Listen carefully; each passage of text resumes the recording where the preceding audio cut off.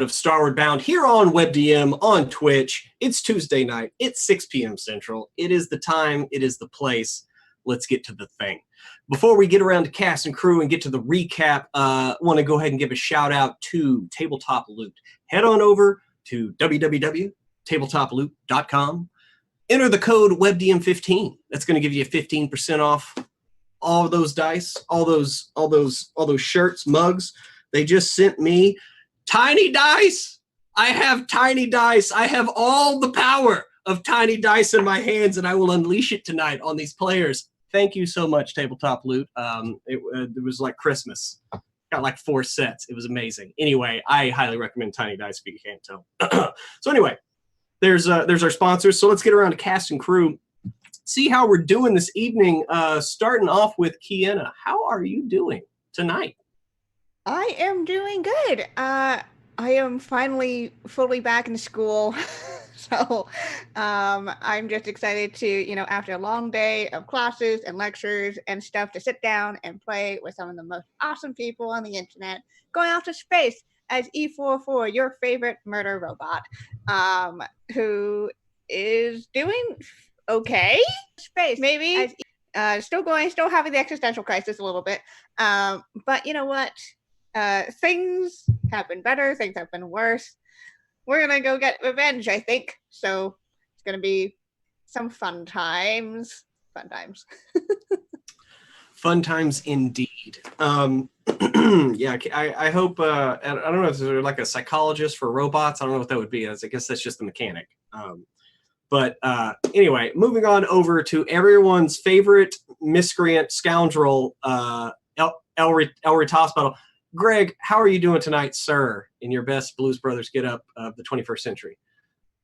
I'm doing well, man. I'm here to play everybody's scoundrel, Lightfoot Halfling Elry Tossbottle, as I'm an arcane trickster. I cast spells, but we're here for revenge. We're after Krill. We're after everybody that's wronged us. We're leaving a trail of bodies. It's Tuesday. Hide your husbands. Let's go. And your kids and your wife, because they're going to find them. Let's move on over to Emma. How are you doing tonight, my dear friend? I am good, Pruitt. I recently drank 30 milliliters of rum out of a NyQuil cap. So I'm doing great. I think that says all we need to know. I'm going to be playing Hildegard, the newly minted Grave Domain cleric. She's fucking devastated over everything that happened. Her not boyfriend first mate is dead. Probably not her first though. What? Huh? Her first mate. It's her first mate. Oh, okay. First mate. Mm-hmm. And yes. She's out for revengeance. It's gonna be good. Yes, revengeance is a good goal to have. Mm-hmm. And last but certainly not least, Trey Murphy, how are you doing tonight, sir? Yo, what's up? It's Tuesday. Yeah, we about to get this bad boy rolling. You know me, I'm representing your favorite half-elf Kinsey monk that cool sure smoke a lot. And bro, them are some tiny dice you got there, boy.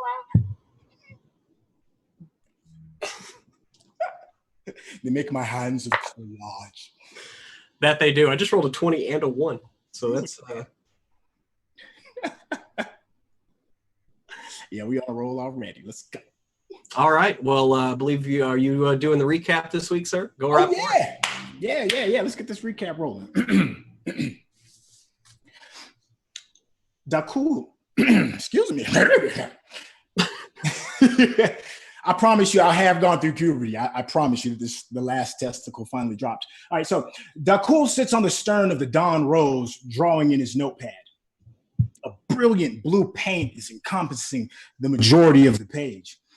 As the colors narrow towards the bottom corner, a faint silhouette of a mechanical being seems to be emitting the light. Dakul pauses for a moment and ponders. Transformation is something that is inevitable in all species. Like a caterpillar to the butterfly, life forces you to adjust to change. Our crew is experiencing the same metamorphosis. Upon our return to the Dawn Rose, our hearts swelled with the thrill of victory. We vanquished the war that has challenged us from one corner of the heavens to the next. No one could have expected that the final battle would only change everything we thought we knew about ourselves. An attack upon our ship left us with lost friends and crewmen. Templeton Ledbetter, our colleague and fellow sailor, gave his life in the service of protecting the ship. His killers, the backstabbing Magus Creel and Keiko Sakar, transformed right before our eyes into beings of evil and deceit. Our childlike ways did not prepare us for the barbarism that befell us that day. Slaughter was the cocoon's embrace, and what emerged from the bloodshed was a crew who no longer remembered the days of joyous adventure. We have become something else, something evolved. Radiant blue gems are now fueling the engine for our quest for justice.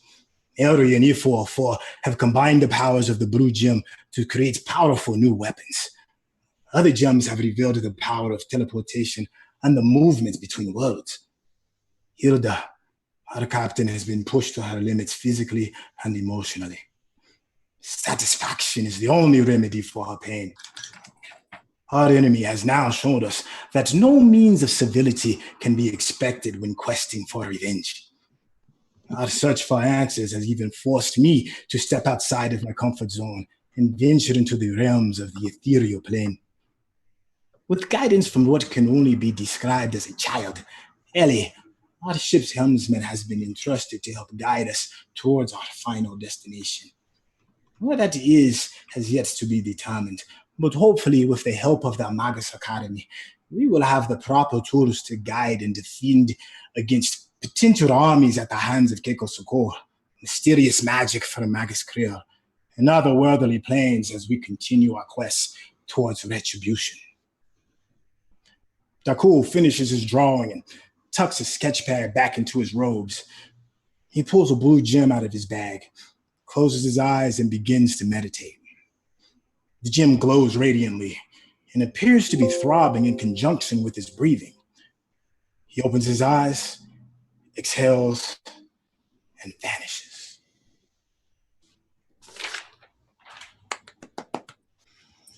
And as y'all are, as y'all are heading back towards Rontabe, hopefully finding answers, on the deck, Dakul teleports from his spot out front, on the very tip of the ship, back maybe towards the actual deck. And who else do we find on the deck of the Dawn Rose as you are drifting through the stars?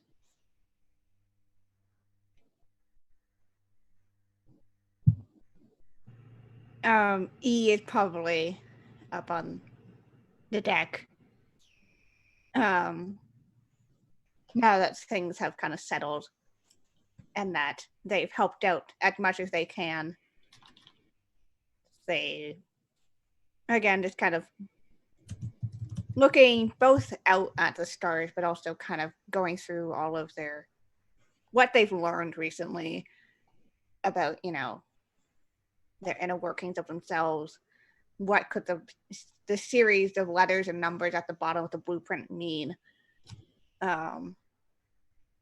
Now that they also have this memory of fighting alongside other E units, thinking about what could have happened to them after the fall of the ship.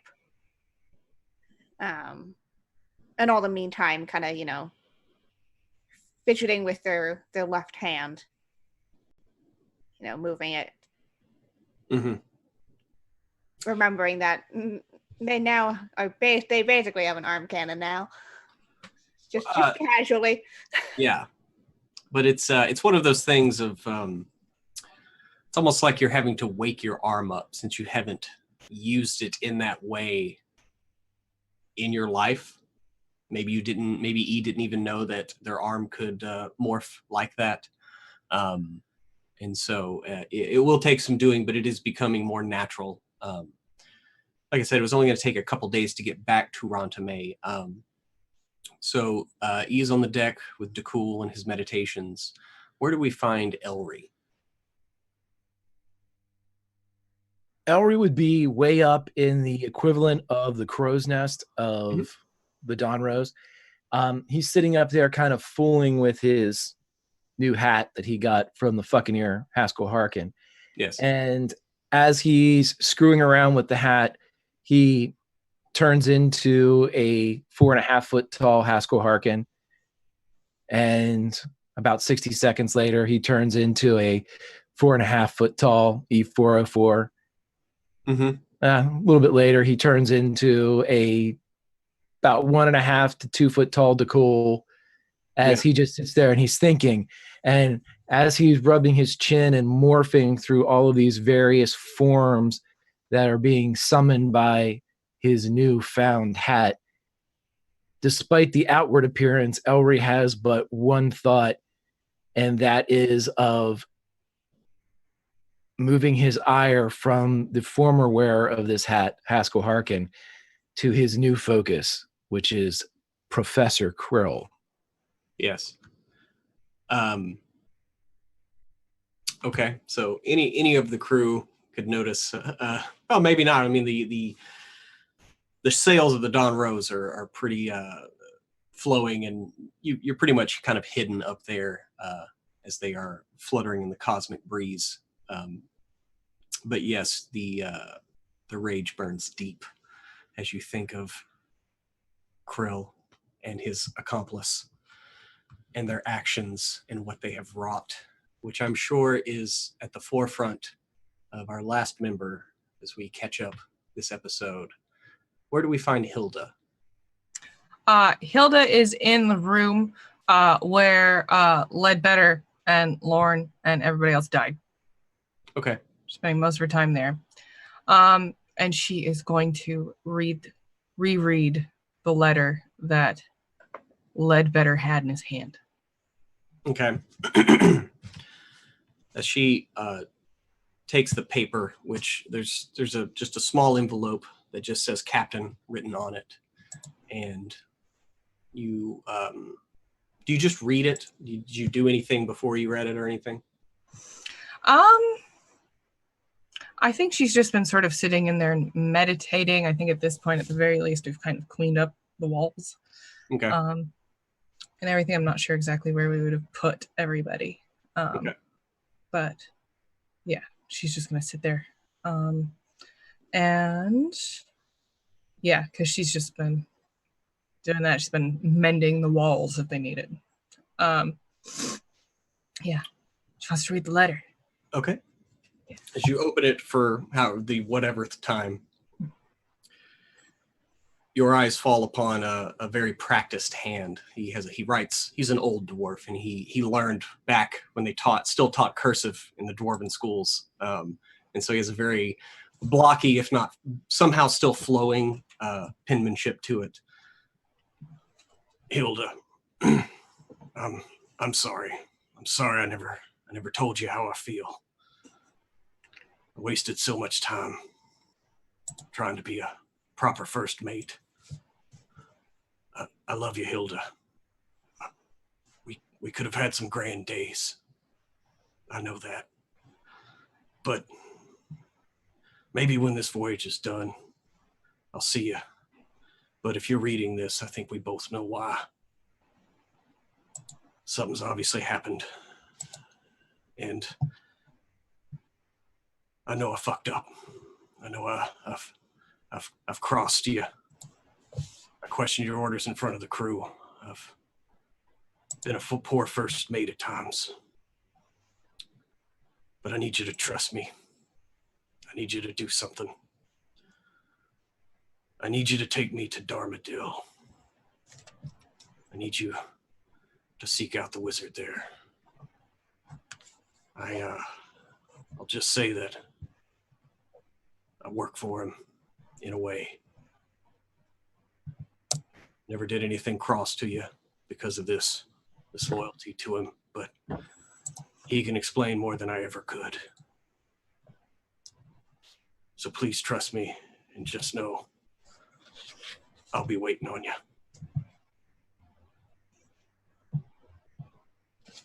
And then it's signed, Love, Ledbetter.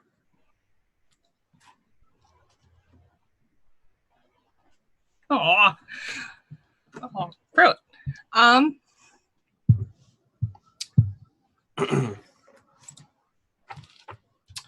Hilda will put that back in her pocket.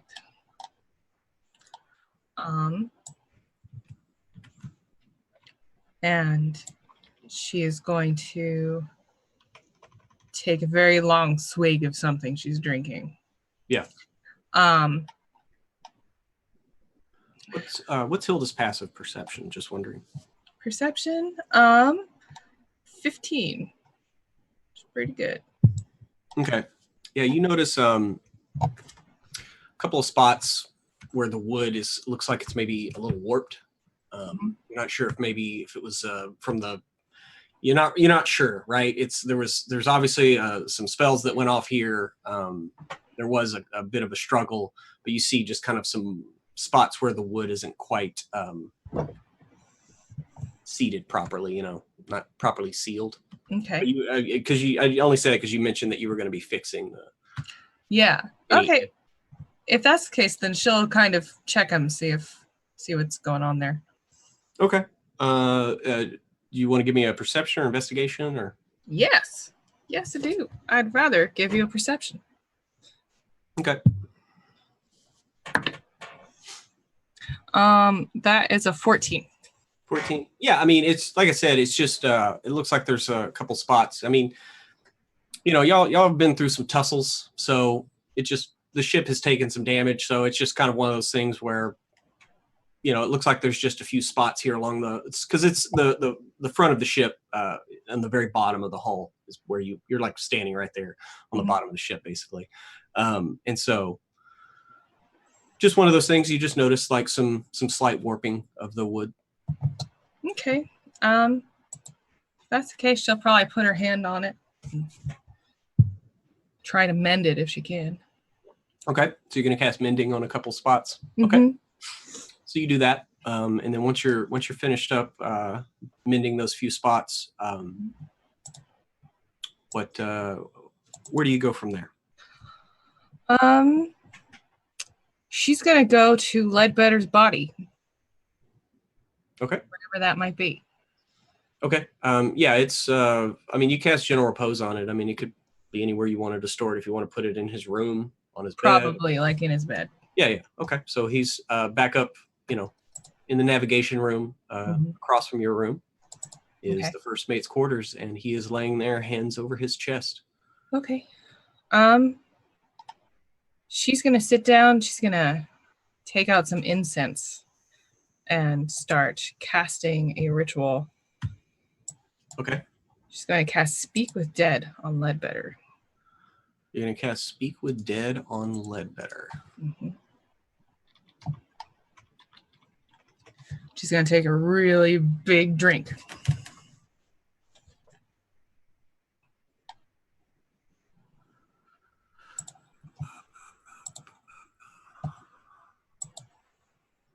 Okay. So you begin casting this ritual. Okay,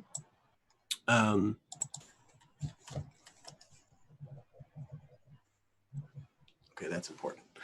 All right, sorry. I just wanted to check something on the spell right quick. So you cast the spell as a ritual, and as you're casting it, over the 10 minutes of however you light your incense, lay out your offerings, and but as you do, the temperature in the room gets colder and colder and begins dropping down.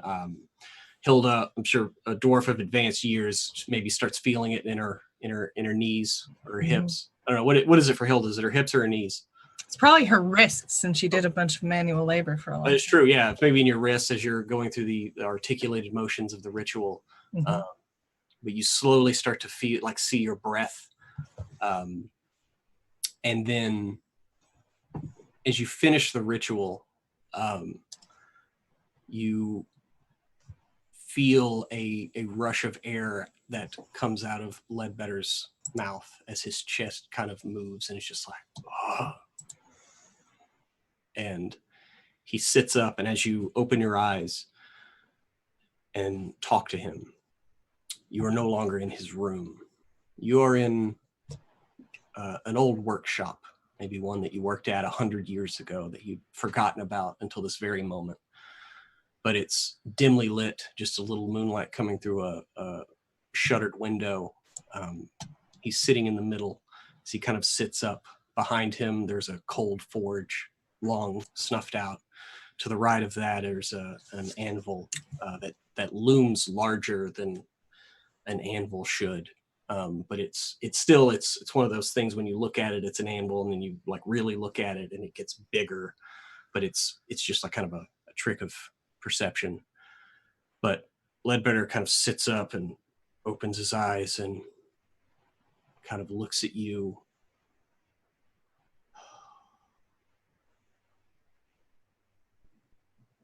And he's just looking at you expectantly. Okay. Hilda will hold his hands and kind of, give them those thumb sweetnesses you do to people. They're sweet. His hands, he takes your hands in his and offers them a little grip back. They are cold and clammy. Yeah. She's going to say, I know we don't have much time, but I'm just going to ask you the most important things. Where's Darmadil?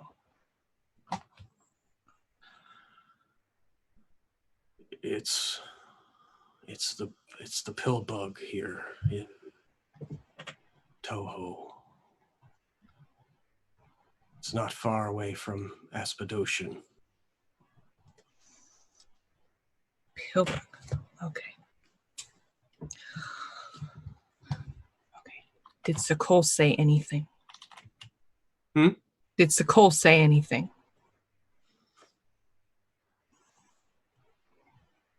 She just called me an old fool, and then all went quiet.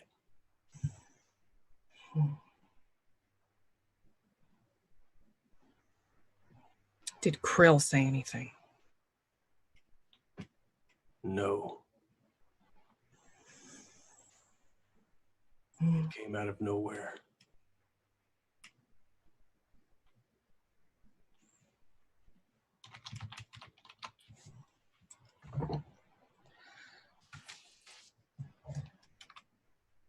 That's all the information she really needs. She will probably just ask, why did you go in there yourself? Didn't need to be in there. You told me to put the best people on watching Krill. I wasn't gonna let you down again. Son of a bitch, blaming it on me again.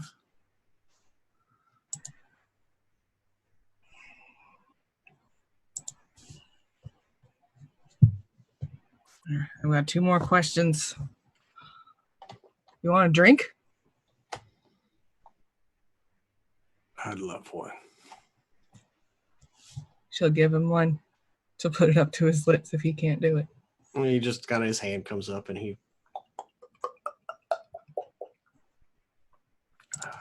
hands it back. Right. I don't think he'll remember this, but try to. I tell you. You're going to see me soon, right?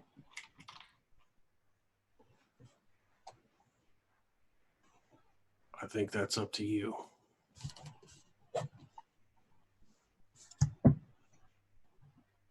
That's 5 questions. And with that, his eyes begin to flutter, almost like he's falling asleep. But you think you catch a bit of wistful regret as they kind of flutter, and he slowly slumps back to the floor as you help him kind of lay back down. And as your gaze comes up, you suddenly feel the temperature of the room return back to normal. And as you look up, you're in your first officers or first mates chambers. Okay. She's going to look at him for a while, and then she's going to...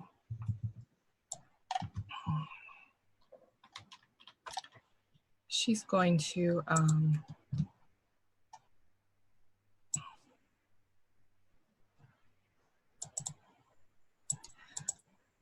she's going to message Sophia Zill, I think. That's the person who he initially was hired by, right? Who? Oh, Kiana. Okay. Sophia Zill, right? Mm-hmm. I'm going to cast Ascending to send to her. Okay. Yeah, I mean, y'all do now have that stone that was left, the sending stone that was left, that talked to Elry when he first came back, when y'all discovered the origin of the Dawn Rose. Okay. Yeah, so y'all do have a sending stone now. Oh, sweet. For the ship. Okay. In that case, Hilda wants to make sure that we send something to her, let her know what happened, and ask about Darmadil. Does she know anything? And then she wants to get everybody together because we need to figure this out. Okay. It's not long before you get a response to your sending. Mm-hmm. I just know of that it is a dangerous beast to be around. There is no oxygen. People, it bleeds away any atmosphere that comes in contact with it. So ships trying not to get too close. But I do know there's rumor of a tower there. Would have to be a mighty wizard to live in such an inhospitable environment. But I mean, perhaps the libraries of Ronteme's Magate Acadium will have more information on it. That is all I know.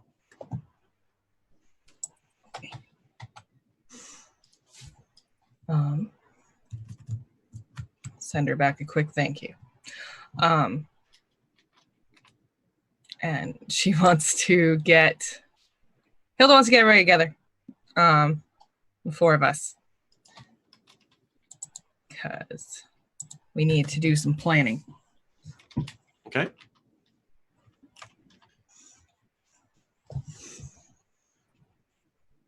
All right. So you call out you send Caster to go collect the crew. Just want to meet where? The navigation room? Where would you like to meet? Yeah, let's meet in the navigation room.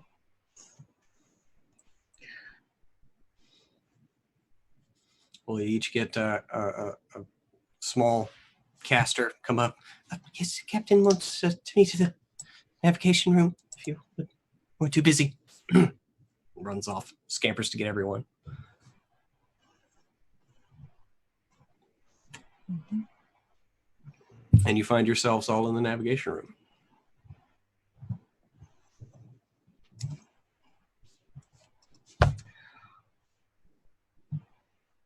Right. Suppose first things first. Who's going to be first mate for a while? Oh, I'm sorry. Did you say who's going to be first mate? Who's going to be first mate for a while? I am here for the good of the crew. However I can serve, I would happily volunteer my services. All right, cool. You have a good tactical mind. I think that's a good thing. I have a letter from Ledbetter that he told me not to open. Oh, sort of. He said that he needs to go to Darmadil if this is what happened. That's the bug thing that's in here.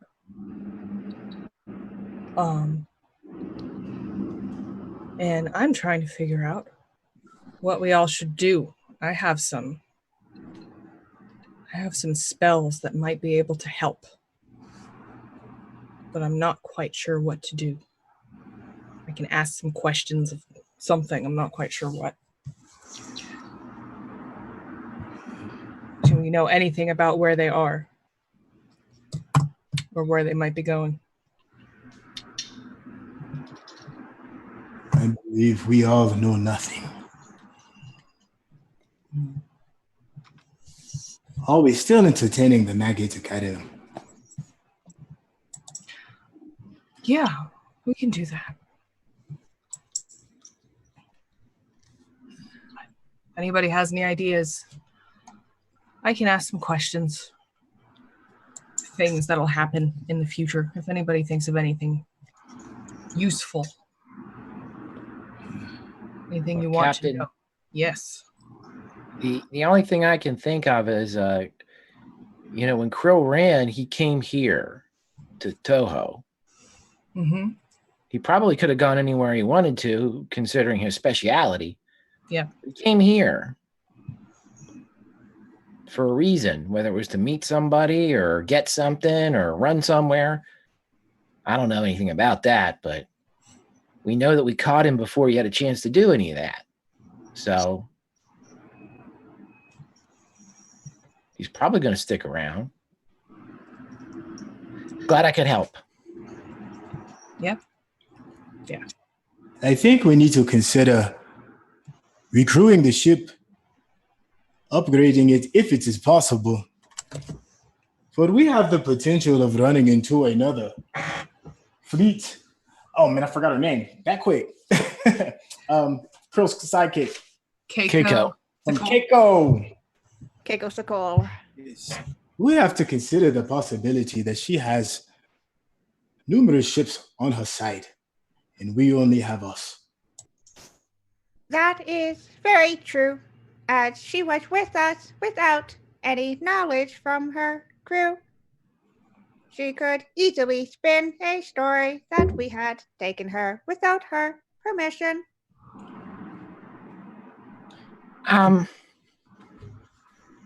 Have we thought about the possibility, however crazy it may be, that Keiko was ensorcelled by Krill, and perhaps she is acting independent of her own wishes? That is certainly a possibility, as is many other things.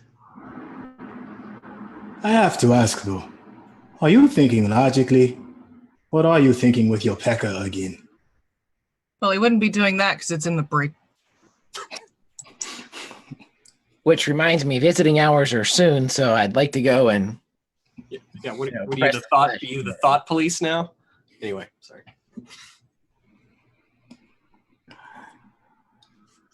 I think she has, whether it is under her own will or not, she should be considered an enemy.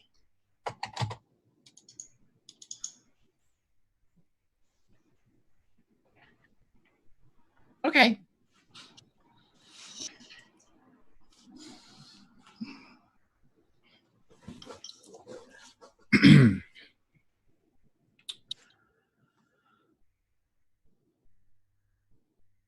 I think it'd be a nice idea, but I think we need to plan that this was what she was going to do. Think of all the people we've known, Elry, and how many of them have fucked us over.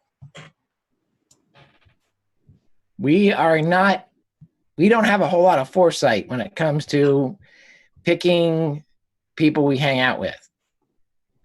That's, 100% agree.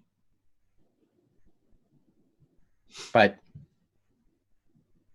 maybe we should see if they're around here still, and maybe that's like on the way to like the pillbug place. I'm spitballing here, Captain. That is a better question. Which is closer? Are the pillbug friend or the Magate Acadian? Well, that's if you look at the map on the stream there, at the kind of 2 o'clock position, that's where you have the Aspidoshan, the turtle. At the 3 o'clock position, that's where Rantame is, And if you look at the 12 o'clock position up top, that is where Darmadil is currently. And that was as the last readings that y'all got at the Magate Acadium before kind of departing, just, you know, to have a general idea of where they are. So right now y'all are heading back to Rantame, but you would have to kind of turn about and go the other direction if you wanted to go to Darmadil. It seems our course is already set. What's Go ahead, E. We might as well use the favors that the Magate Acadium has. Perhaps they can help with repairing.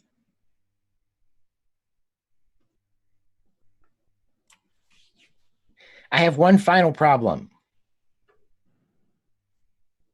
Yes. They, well, Krill, and we'll assume that Keiko is working of her own free will. What would they expect us to do? Keiko knew about the Magate Acadium. And Krill is probably quite threatened by them as well.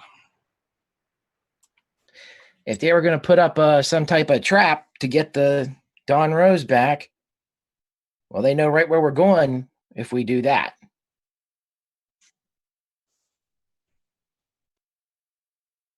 That is a very good point. How many supplies? How much air do we have? This Well, y'all just left Aspidocian, so that's leaving the air pocket of a celestial being. So it replenishes your air pocket, and your air pocket lasts for a few months. Like yours lasts longer than a normal ship would because of the temperature. And so you do know that you have a fresh air pocket. Okay. Well, if we can go to the pill bug, there's one other thing that we haven't discussed yet, which is if Keiko was in cahoots with these people, some of our other crew might be as well. I'm not quite sure how to figure that out or not.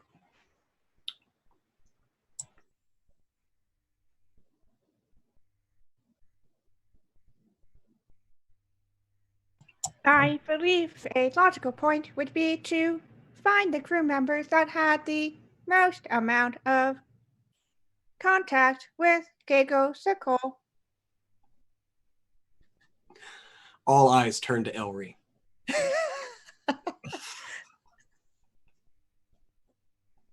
Not including Elry.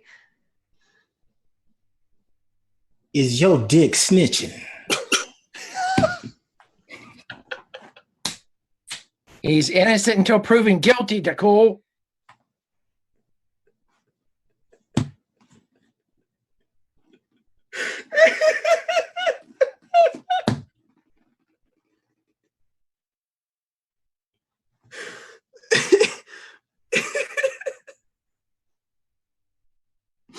Sorry, I'm a professional. I should be better than this. So Elry, is it? As far as I know, no, but he wakes up at least an hour before me. What he does during that time, he could be singing for all I know. There could be a court reporter in there taking down his biography. It's got his own stenographer. Anyway. Oh my God. That was Trey. That was a good one. Anyway, so y'all are considering this, and Elry, just when the pressure reaches a fever pitch in the room, like you kind of hear like the door to the navigator room kind of swing open just a bit, and you see Ellie's face kind of like peeking in, like wide-eyed, maybe a look of like you're not really sure. She doesn't look happy though. It's a new expression on her face. Ellie, you're upset. What's going on? And before you answer that question, besides me, who hung out with Keiko Sakal the most? Did she like anybody as much as me? Well, I'm not supposed to watch what people do because Damn it, Nicole! But I mean, she did spend a lot of time alone. For the most part, she walked a lot by herself around the ship. Did she talk to herself while she was walking? No. Did she do anything other than walk? What was she wearing? I mean, what was she doing? Well, I don't. I mean, she just walked as far as I know. It's an interesting feeling.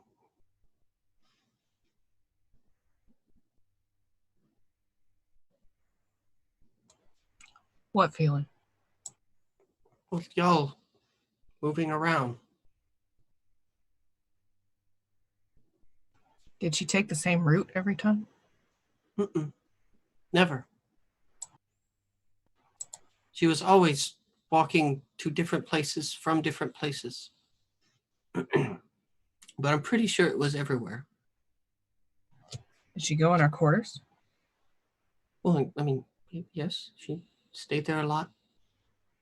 Also Elry's quarters, but Did she go in mine?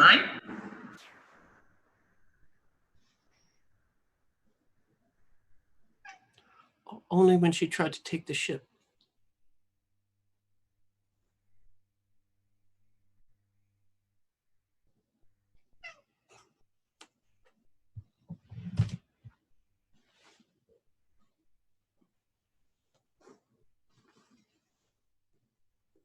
Perhaps we should look around the ship. In her quarters, I do not know if we have investigated yet. But and she kind of has like she doesn't want to interrupt, but Yes, Ellie.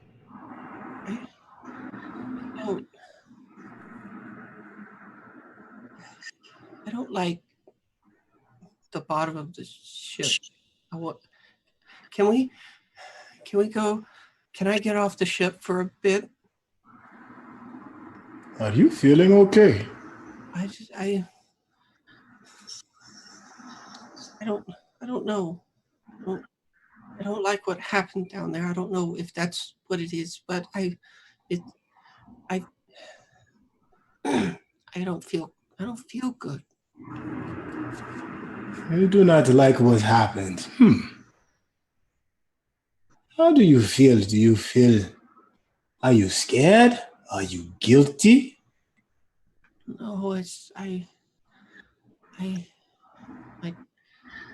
when I feel the ship, my chest is tight. Right around there. Where the blood's soaked in. Ellie, this ship is pretty much like your body, right? Yeah. So it feels like a tummy ache. Yeah. And you see, like, Ellie's kind of like not scratching, but kind of scratching at their chest a little bit. It's here in the front. I don't like it. Can I leave the ship for a bit? Not before you show us where on the ship this feeling is. It won't take long. We can be very quick. Somebody's calling the cop show. The dick police are here for Elry. They didn't come for me.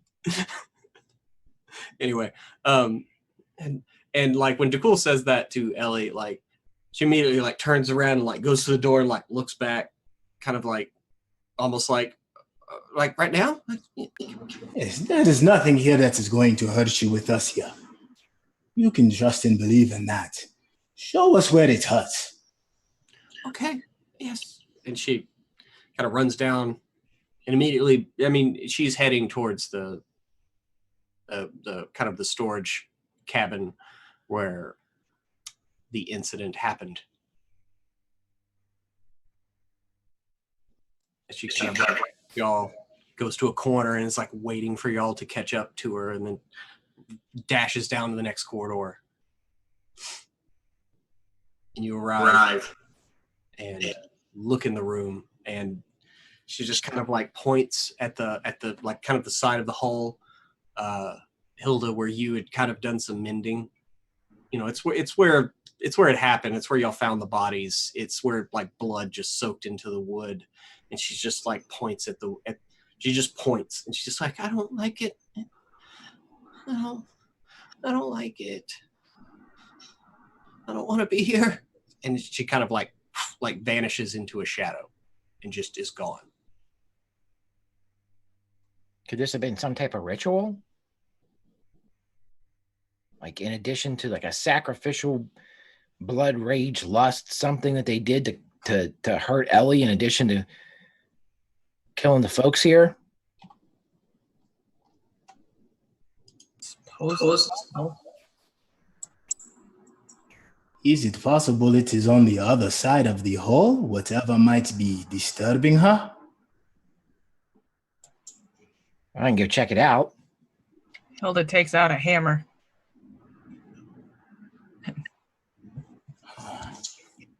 Tries to crack off that board. I fixed this earlier. Stick it out. So you like, you're gonna try to like break the board off, like Yeah, pry it off? Yeah. Okay.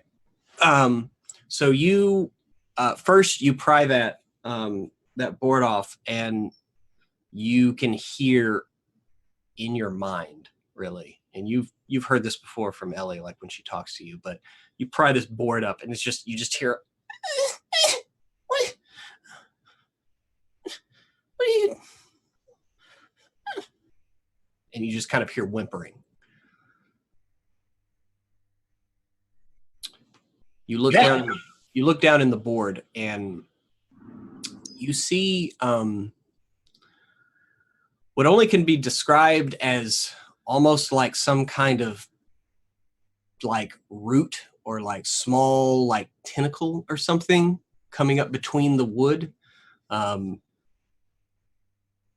You're not really sure, but it's something coming up between the board, between the slats, the hull of the ship, because you're kind of prying the inner hull, and there's still the outer hull there, and in between those wooden planks, there's just these small kind of tentacles like coming up,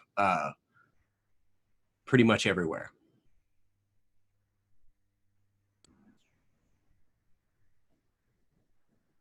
Elry's not with us, right? Elry's went to go look at the other side of the hull. I haven't left yet. No, I was still Yeah, I here. thought he said he was about to. Everybody also give me a perception check.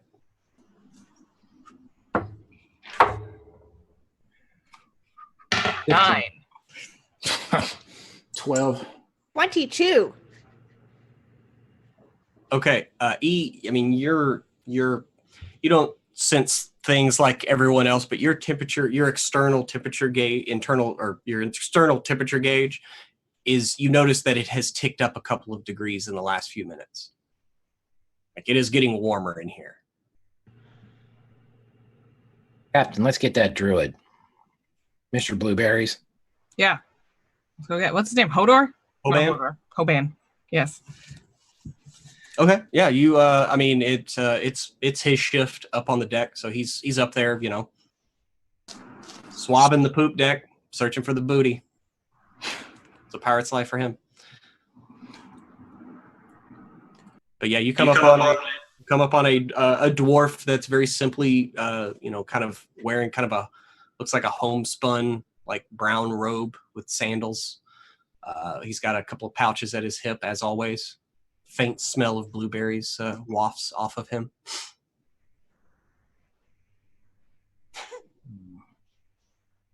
Hey, we need you downstairs. Oh, I didn't realize I was the one that ran up for you. Hey, what's up, man? You need I mean, I thought we could just, if you need some, do we have to go downstairs? No, this is actual job stuff for you, not just, Hey, whatever you need, man. Whatever. All right. Downstairs. I got it. I know that you'll abide. Let's go down and yeah, we got like a route for you to look at. It's not a euphemism. Let's go. Oh, hey, man. Hey, I'm not judging, but not, that's not my jam, so to speak, but that's fine. And he follows you downstairs and getting to the storage room. Oh, and he kind of gets down, kind of plucks one of the roots and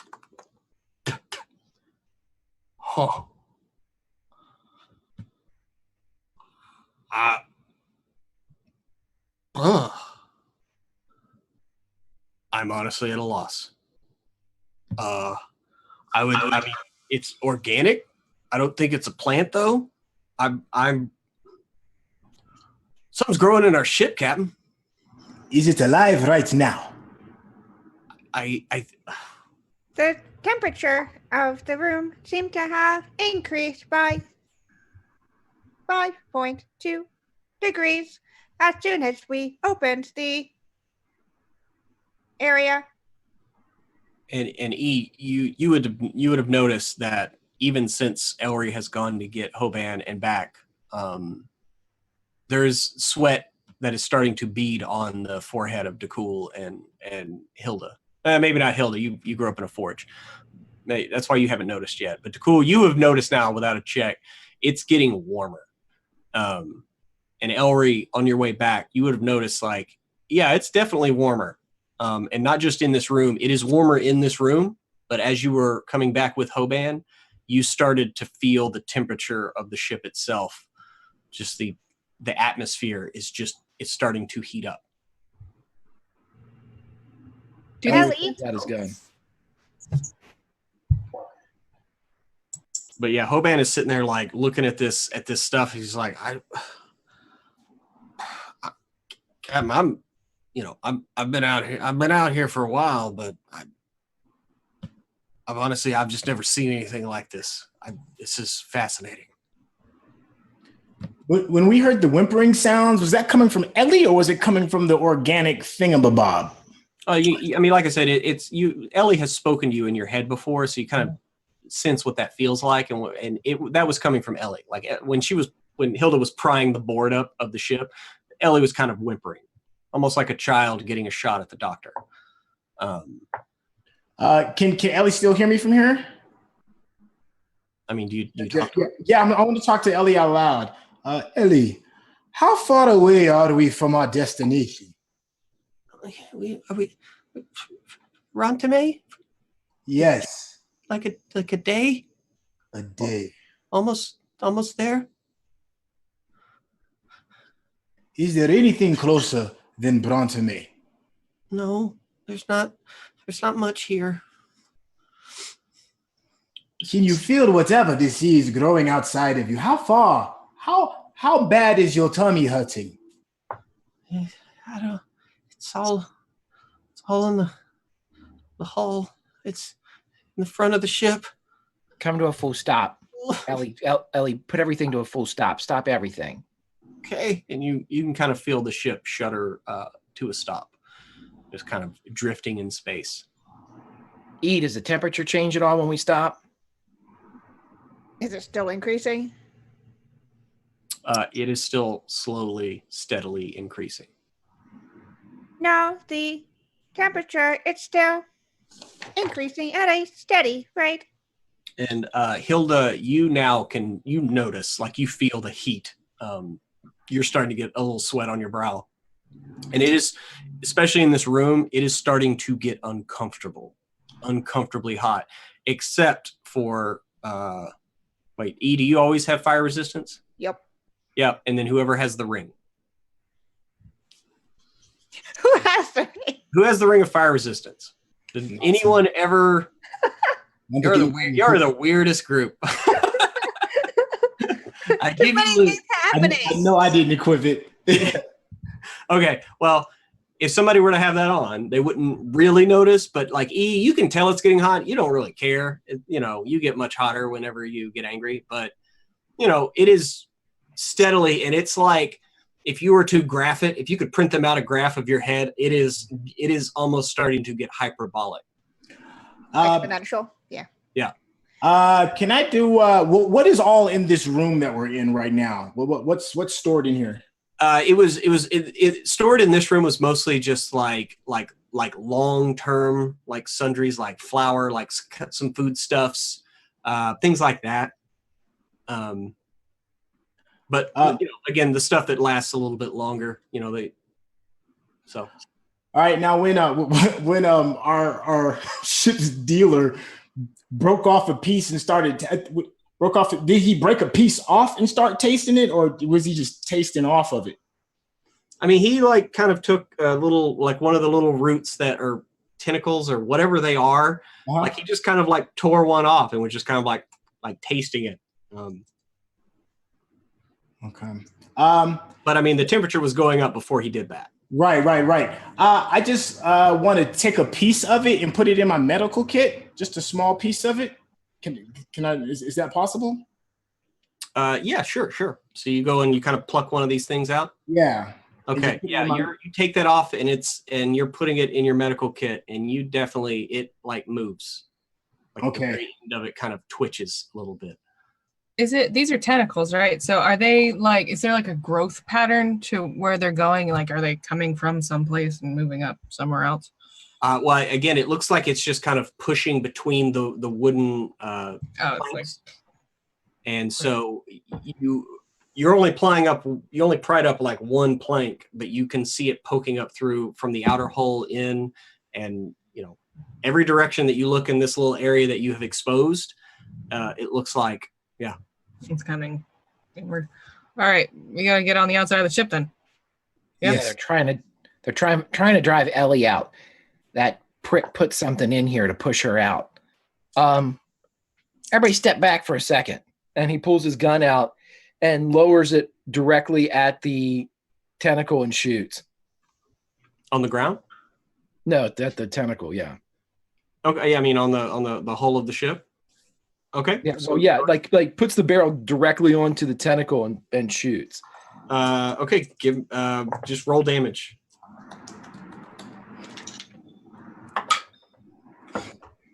That's going to be 5 force damage. Okay, 5 force damage. You just kind of shoot the bottom, and I'm gonna need a dexterity save from everybody as you hear Ellie like scream in your head. Ah! And the ship, like literally the ship just like lurches sideways, like almost like someone flinching away from you. With this counterfeit thing, I could see through it. Well, I mean, you see Ellery shooting.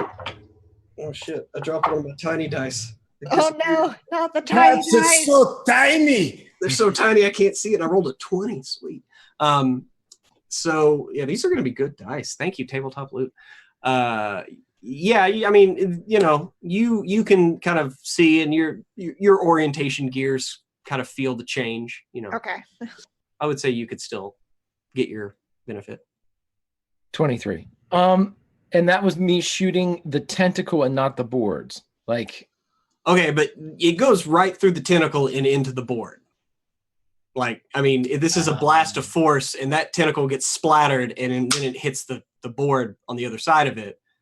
Because these are like tiny little tentacles that are coming up between wooden planks, right? So like they're not that big. They're at most like the one that DeCool kind of pulled off was like an inch at the most. Oh, I was getting like thick, veiny. No, these aren't like big Cthulhu tentacles. Not yet. But these are tiny little like between wooden plank tentacles. Okay. I mean, yeah, I will accept everything like that. He probably would have just taken his rapier and poked it then, if that were the case. But okay. Yeah, he shot. Yeah, that's fine. Elry's impulsive. It works. But yeah, just you kind of hear Ellie like, ah, don't. Sorry. And so shooting that. And so which y'all's next move? Yeah, I'm gonna Duckle is I don't know if Elry's still going to the outside of the ship, but I'm definitely going to the outside of the hull of the ship. Okay. So everyone who is not resistant to fire, I'm going to need to give me a Constitution save, as the heat is now starting to get oppressive. Listen, if someone's not putting on that ring of resistance, 6. I'm gonna look like Liberace over here in a second. But I got a 19. Okay. 17 minus 1 is a 16. Okay, you're fine as long as you got a 12. This starts out low. So Dakul, you got a 6. Yeah. Okay, Dakul, you have a level of exhaustion. As the heat from this it's getting sweltering, like the humidity is really starting to get to you. So basically now you have disadvantage on any kind of skill check or ability check.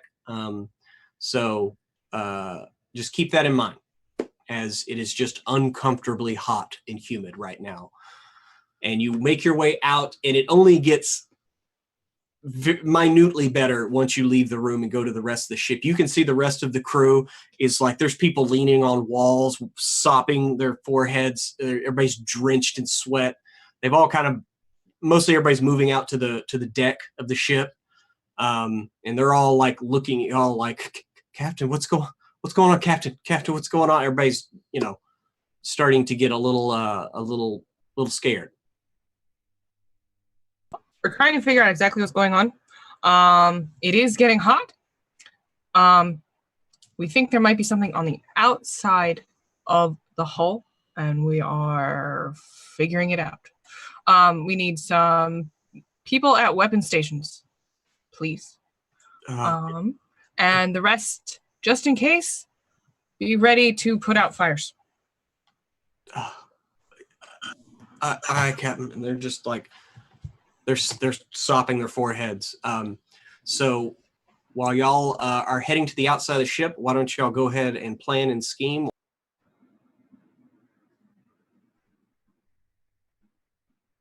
I Okay. can still hear you though, so don't try to trick me or anything. I know you, Greg. All right. First off, we need to find that ring and probably give it to Elry, since his Constitution is the lowest.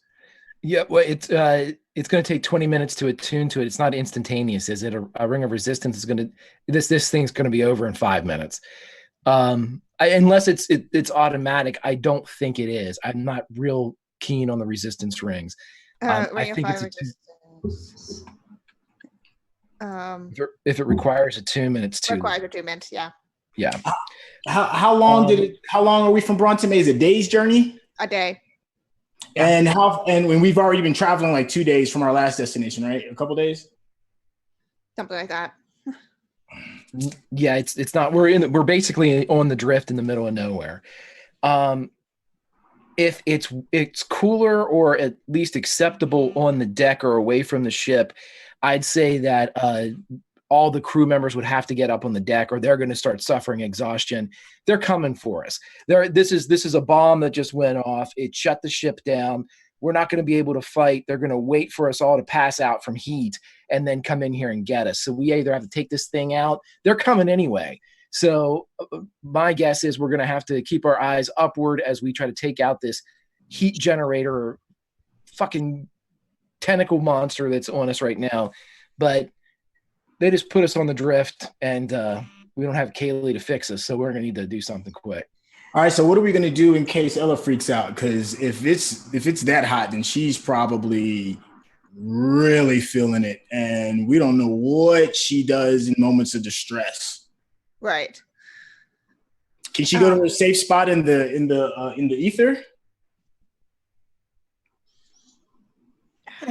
You kind of hear her voice pop in your head, but I'm still connected to the ship there. I can feel it. Yeah, it's like heartburn. Is the infection solely just in this area, or has it spread outside of this confined space? So now you're on the kind of the outer hull of the ship. Mm-hmm. Okay, yeah, Cooler out here. yeah, you're out there. I mean, give me what are y'all doing right now out there? How are y'all checking? What perception, investigation? Yeah, I definitely want a perception check, and just want to see if the tentacles are larger outside, or if did we see just a sample? Is it something bigger outside? You know, just look for anything that's obviously odd. So that perception. Okay, yeah, give me perception or investigation, whether you're looking, you're actually getting down in. Yeah, 19 for perception. 22 17 perception. Okay, yeah, on the outside, mostly on the starboard side of the ship, you can start to see little like pinkish white tentacles or something like poking between the boards, like the planks of the ship themselves.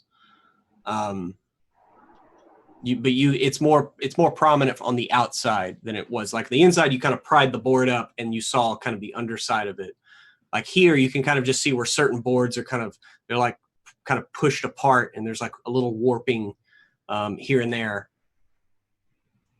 It's coming from the inside. Elry busts loose to the place where they held Kirill. Was that where we were?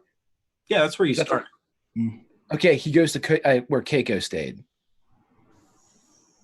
Okay. He's looking for some type of entry point or some larger disturbance. Entry point to where? Like if there's some type of where they introduced this foreign body to the Rose. Mm-hmm. I mean, when you go to Keiko, like she didn't keep a lot in her room.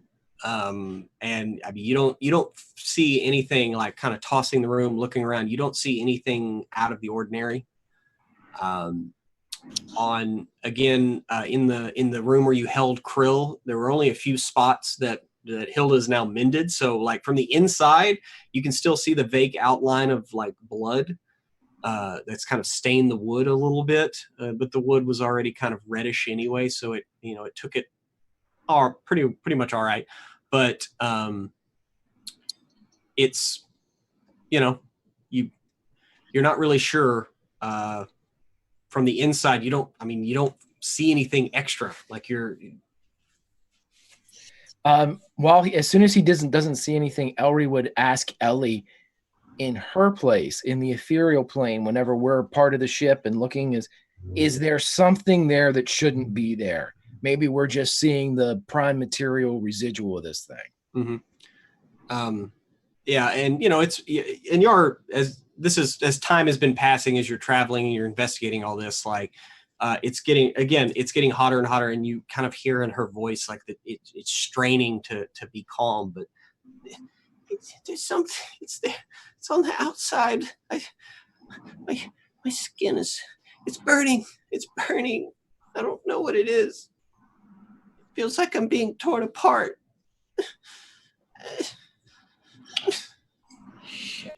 Elry, help me. I am. Captain, we can't see what this is. Is there something magic you can do? I can try to kill it. That is my main option here. If everybody's okay with it. Think about it. She says it's on the outside. I can see little bits on the outside. Yeah. What was everybody's perception or investigation on the outside? Dirty 20. 21. 17. Okay. Yeah. 19. I mean, like I said, you can kind of see the kind of the tips of something like poking out between the boards, but it's hard to tell what it is because it's down in between the boards. Well, All right.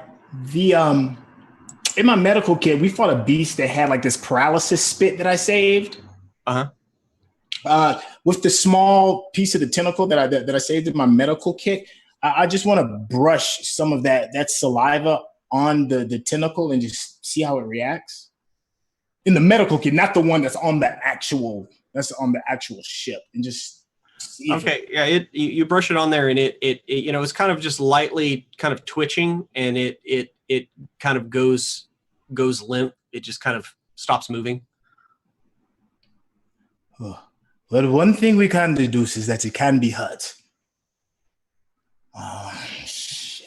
I'm going to go try to hurt the shit out of it. You guys can come if you want. What about Ellie? It's probably not going to get worse for her. This thing that I'm hoping to do, I don't think it will hurt her unless this thing and her, unless it's like eating her, essentially. So I really hope it's not doing. I stand beside any decision you make, Captain. Well, Kind of see, hopefully, if like, I'm wrong, we'll all Hoban. be fucking dead. So Yeah, you see Hoban. He's like, Captain, what are you planning on doing? I mean, we're not gonna hurt the ship, are we? I hope not. You might know this, Hoban. I can cast something that it's really good with plants, but it hurts other things too. Herd druids can do it as well. Oh, yeah. You told me the blight.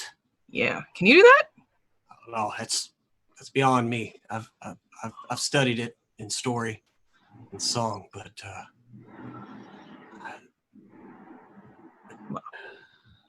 What about some of that blueberry extract? That stuff you make that cool blueberry smoke. Why don't you pour some of that on this thing? Get it feeling good before it lower its I know I always Or lower give my it to defense. Ellie. Yeah. Give it to Ellie. Maybe we can knock Ellie out. Captain, if it is within your permission, since I am your new first mate, I would like to round the crew up on the top deck so that they can escape the heat and potentially put them in the have them climb the mast to get away from the bulk of the heat if that is required. Absolutely. Yeah, so that's what Dakul is gonna do. He's gonna try and get all the crew on top. What I just said. Okay. Yeah. I mean, you can kind of climb up the sails, and head up, and you do notice that up when you get to the top of the sails, it is a little. The further you get away from the core of the Don Rose, it is a little bit cooler, a little bit, but not much. But it is slightly more tolerable. And Hoban would only caution the captain. He's like, the nature of this ship, Captain. I mean,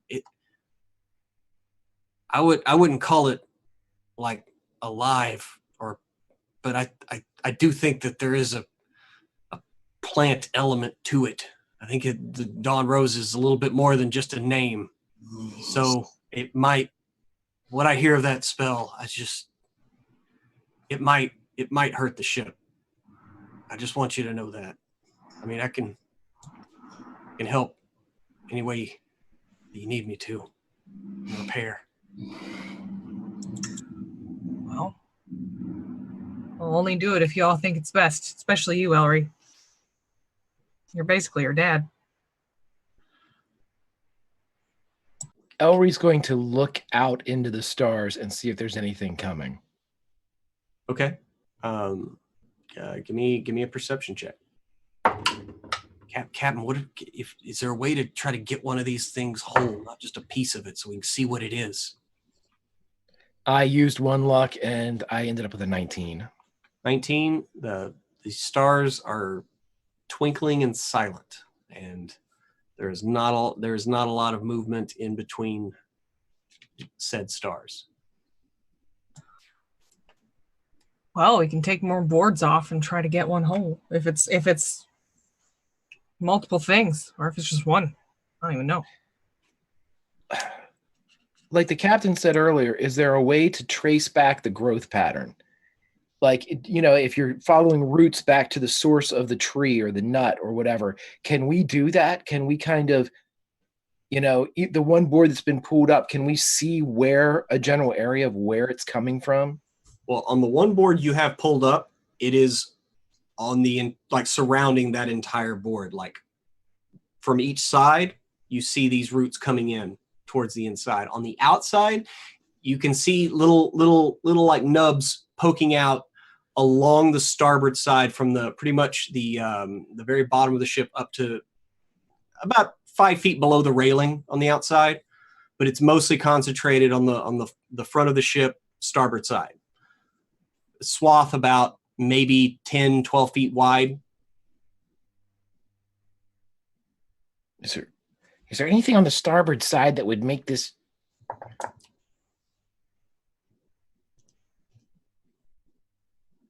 Pruitt, how big is the gap between the inner and outer walls?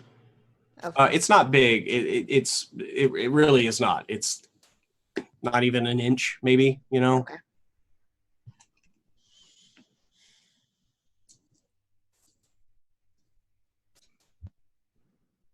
And can everybody give me another Constitution save? 16 for Hilda. 16 for me. Rolled an 18, so a 17 for Ellery. Okay, and E is just fine. Y'all are all fine. It is getting hotter, but you've managed to adjust somewhat. You hear cries from up as some of the crew that is up in the top.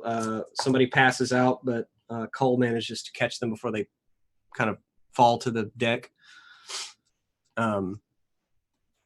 Wait a minute. Ellery says, Captain, do whatever you need to do. He's going to run around and see if there's any crew member that seems to be unaffected by the heat. To see if there's anybody that may have a resistance, a knowledge of what's going on. He's looking for people that are acting weird now. Maybe not sweating, maybe pretending to be hot. Okay. All right, go ahead and give me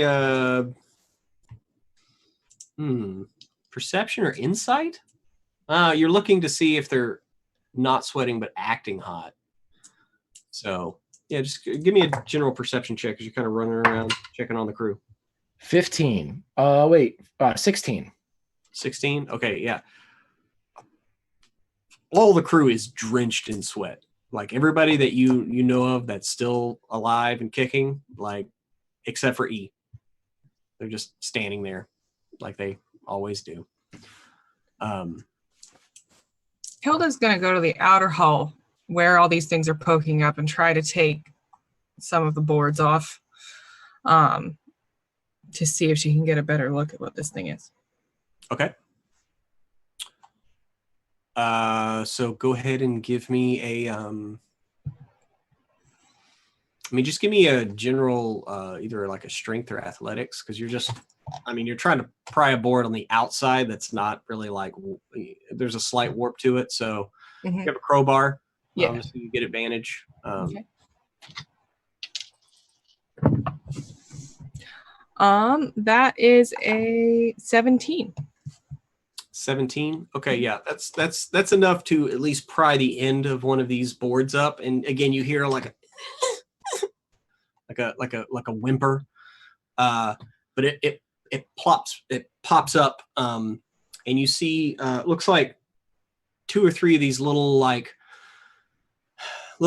white turning pinkish little bulbs kind of break free, and then you kind of see, and all told it's only about 2 inches long, but begins like kicking its little tentacle and trying to move away from you and away from the ship, like 3 a worm. They look like little something. You're not really sure. It's hard to see, till you grab them and really look at them. I'll grab one and take a look. Okay. Yeah, you're like looking at it. Give me either like a nature. Can I give you an arcana maybe? Yeah, go ahead and give me an arcana. That's fine. Okay. And Hovan's there too, and he's like looking at it like, what the hell? 16. Okay. It looks really tiny, but it kind of looks familiar. And it starts to dawn on you as you realize, like, it has like one main tentacle, and you can start to see little tiny tentacles about halfway down its body. And then there's just like two large bulbous eyes on either side of this tiny little worm thing. And you're like, wait a minute, this looks like that fucking Krajan that like attacked y'all like weeks ago. And there's like three of these little things like trying to like squirm and swim away from the ship. They're trying to swim away from the ship. Mm-hmm. Okay. She's going to try to squeeze it in her hand. You squeeze it and it pops. Like it's like a little, it has no bones about it. This is an oddly familiar sensation for him. Yeah. She's going to try to like thump on the side of it and see if that makes any of them react. Like if they're trying to leave, then let's like get them out of here. Well, once you like pop that and you look at the underside of the board, you can see where pieces of the board itself are eaten away on the outer hull. You couldn't really tell from the inner hull, but you can see like chunks of wood that have been like kind of gnawed away, and as they have kind of fed upon the ship a little bit as they're growing. Okay. Well. Ugh. Okay. She is going to try to float up as far as she can to try to get everyone else's attention. Just be like, hey guys, you know what it is. What is it, Captain? We can't. It's getting hot. It's a goddamn Krajan. I don't know why they're making it hot. It's baby Krajan.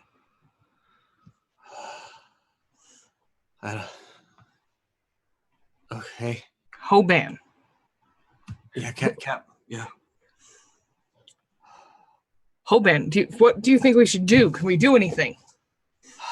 Well, Krajan, yeah. That's. Sorry, it's got to be the heat, Captain. I'm sorry. That tracks. Yeah, that tracks. Yep. I mean, I was wondering why the thing didn't just crush us when it was fighting us. I think it was spawning. Ledbetter said something similar about it being odd. Should have listened to him. Yeah, he's always trying to look out for us, Captain. But yeah, there's no telling how many of those things are on there. I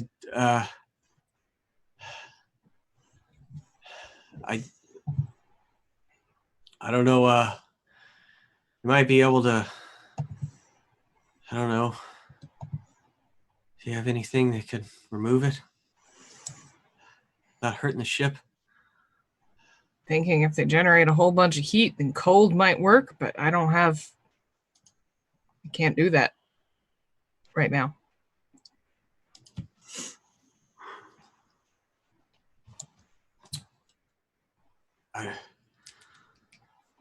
It might help. I'm not sure. But correct me if I'm wrong. It's hot everywhere. Not just where they are. That is true.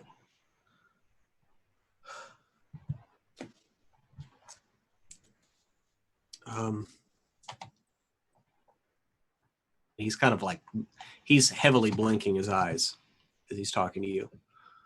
Mm-hmm.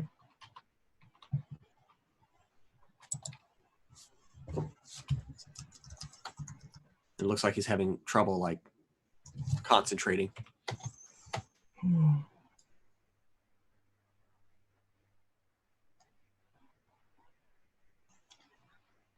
Well, they're not everywhere. They're just there. The only thing I can think of is to open it up and get them out. Oh, that. She might not like that, Captain. She might not. Ellery. Maybe. Yeah. I think we might need to give Ellie some blueberries and do some surgery.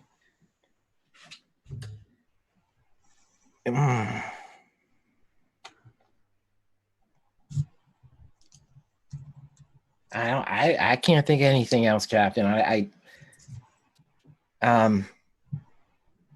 mean, if there's a way for us to take the boat and go into the ethereal and leave them behind, it seems like they're a part of it now, though. Just like I don't know. Yeah.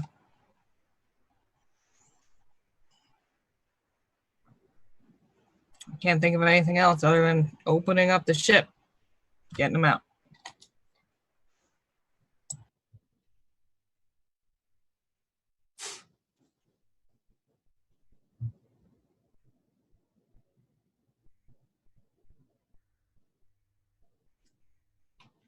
Elry's going to stare blankly at everybody.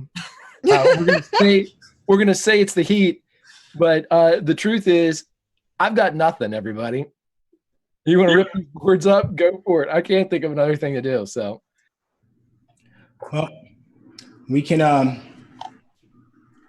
yeah, just somebody slide into the ethereal plane with Ellie, kind of hold her hand, and good work.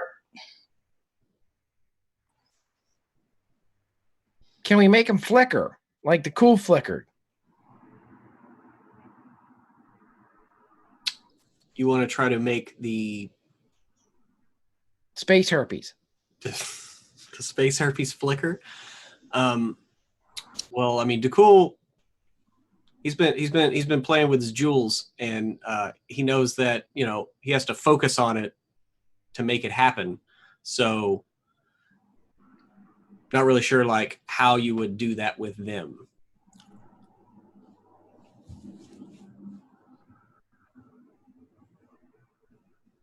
I honestly, God, I have nothing. I have got nothing.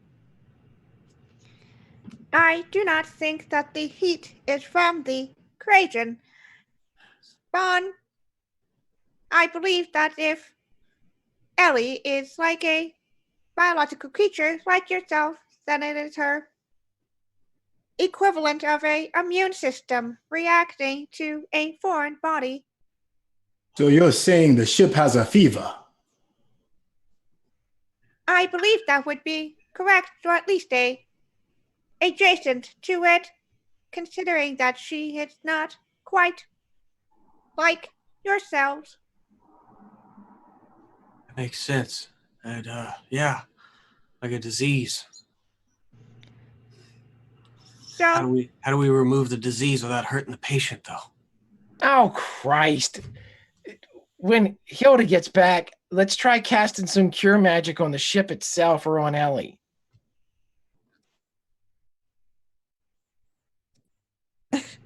that would make logical sense if we are treating this as a disease. As the only way to remove a virus is to use medicine or healing magic.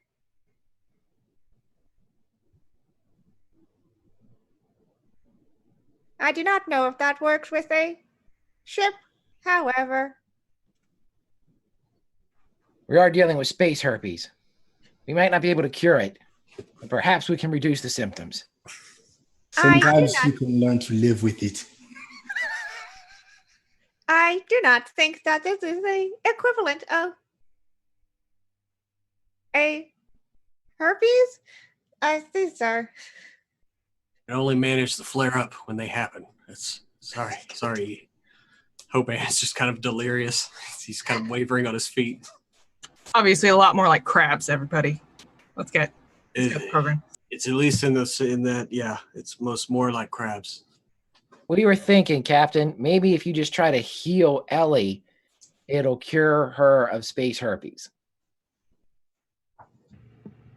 Well, I can try. Sure. Yeah. Perhaps it will at least mitigate the symptoms. Symptoms. Yes, it appears to be that the heat is not from the Kraken, as it is a immune body response like a fever. She has a fever. Oh, okay. Yes. Where's Ellie? She here? She kind of retreated back into her home. Okay. Go heading there. Yes. Okay, you're gonna head down there. Go ahead and everybody give me another Constitution save. It's still getting hotter and hotter it goes. 6. 18. Okay. 13 minus 1 is a 12. Okay, so Dakul and Elry, you gain a level of exhaustion. So Dakul, you're up to 2 now. So on top of your disadvantage on skills and ability checks, your speed is halved. As you're just kind of dragging energy sapped from your body. Everyone else is a few more of the crew pass out, and it looks like some of the crew up in the sails have taken to tying crew members up in ropes, like in kind of makeshift hammocks up there, and so it's looking pretty odd up there. So you move to the helms room, and it is quite warm in here. It is just as warm in here as it was in the storage room, one deck below.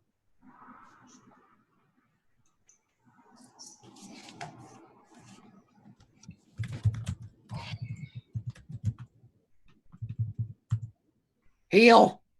Hey, Ellie, are you here? Yes. So it's hot. Gonna do something I think will help you. Can't. What? I'm gonna try and heal you and make you feel better.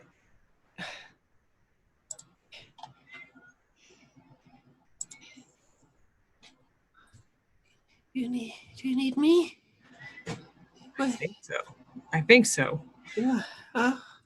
And the roses on the front mural kind of shudder a little bit, and they kind of move to the side, and a very her eyes aren't even focused on anything. She kind of steps in the room, and she's just kind of like scratching at her chest. And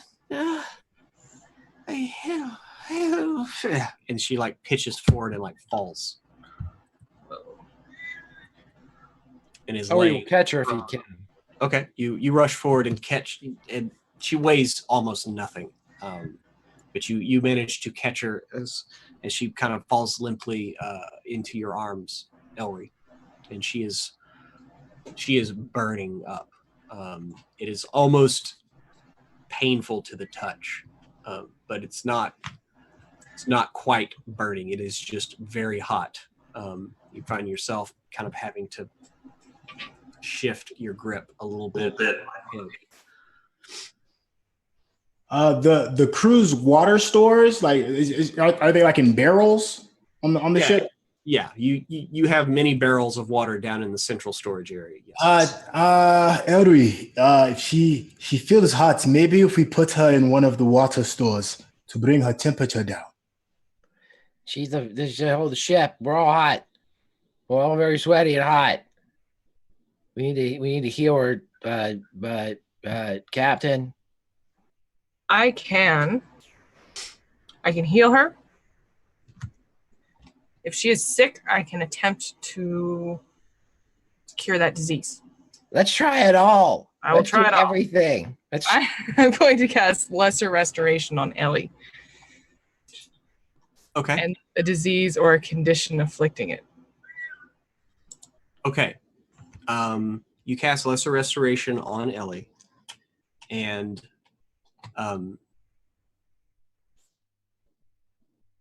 Elry, you can feel her temperature abate some, and after a few moments, her eyes kind of like flutter open, and she looks at you and looks at Hilda, and her eyes are a little more focused. Oh, thank you. I feel much better. Oh, but the itching is still there. It, oh. And she's still kind of like whimpering, but the temperature at least has gone down a bit and is a little bit more tolerable even in the room you're in. But now she's kind of just absentmindedly like scratching at her chest, and you kind of see little flakes of green as she's starting to dig into her flesh a little bit, just not really paying attention as she kind of drifts in and out of consciousness.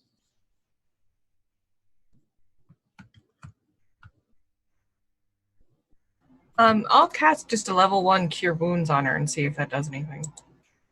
Okay. Yeah, those little spots where her skin was kind of flaking, those do heal somewhat, and she kind of moves a little bit to get a little more comfortable in Elry's arms as she kind of goes to sleep.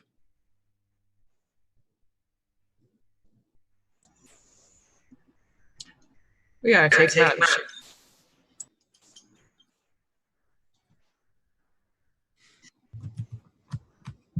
Can we stabilize her long enough to integrate me?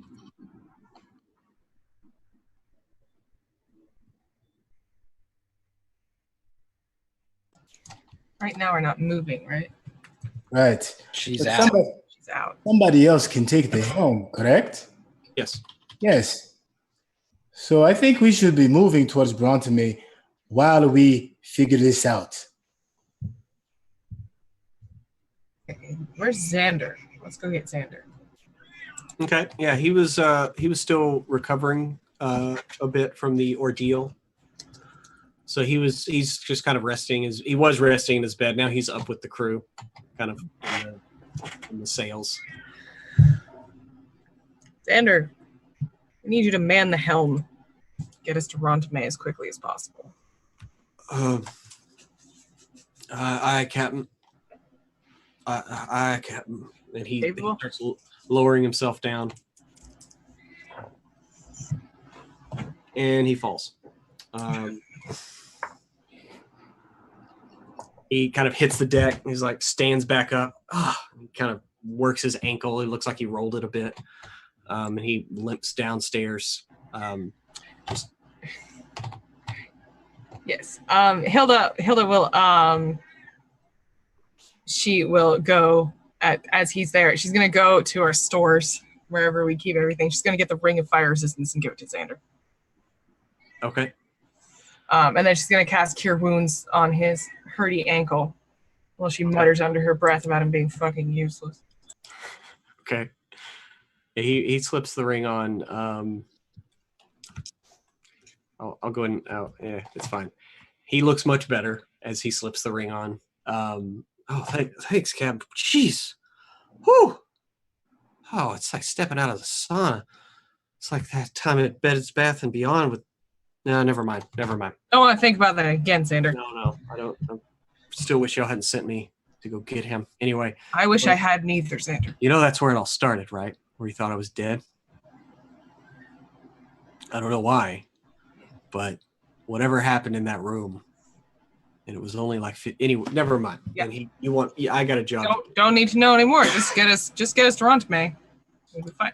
Aye, Captain. I'll do my best. And he kind of shakes his head a little bit, but he looks much better now with the ring on. And the ship begins to move after a short time, and en route to Rontame.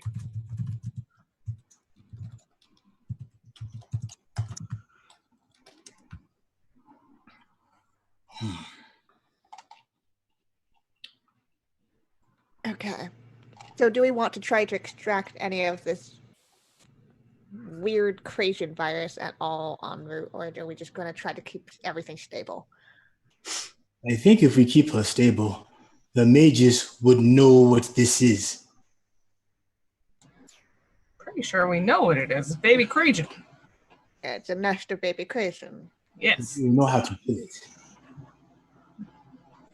And Hoban like kind of looks at Dekultas like, oh, what? I thought you were a monk. I thought you cherished life. You have to. I do cherish life until it is trying to kill me. It's just, I mean, it's just unfortunate circumstances, right? I mean, it's, and he, like, Hoban kind of passes out, like, mid-argument, just kind of like,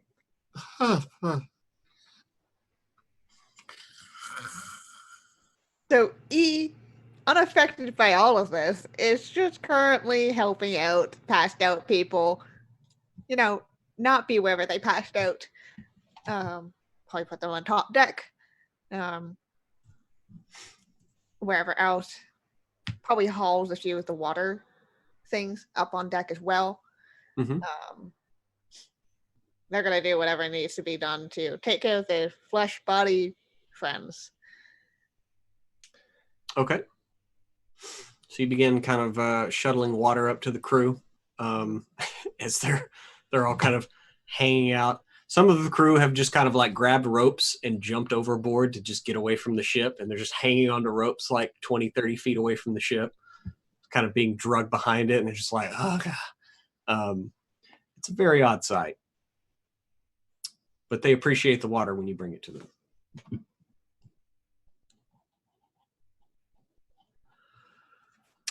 Elry will find the captain and sort of, since she's the one that's closest to him in height, he will kind of move up and all of a sudden he will appear about a foot taller, a little bit more handsome.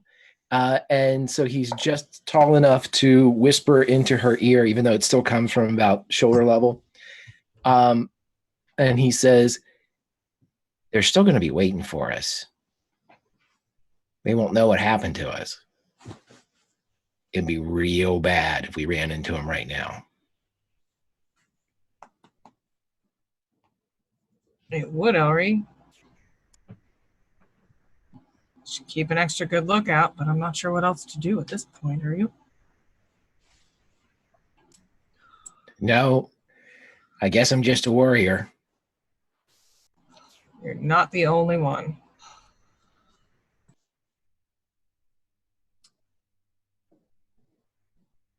And as you are having this discussion, you see Cull stumbling across deck, and he's crawling on the outside of the ship. Give me a perception check.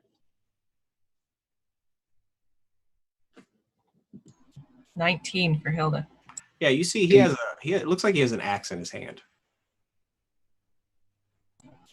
What are you doing, Cole?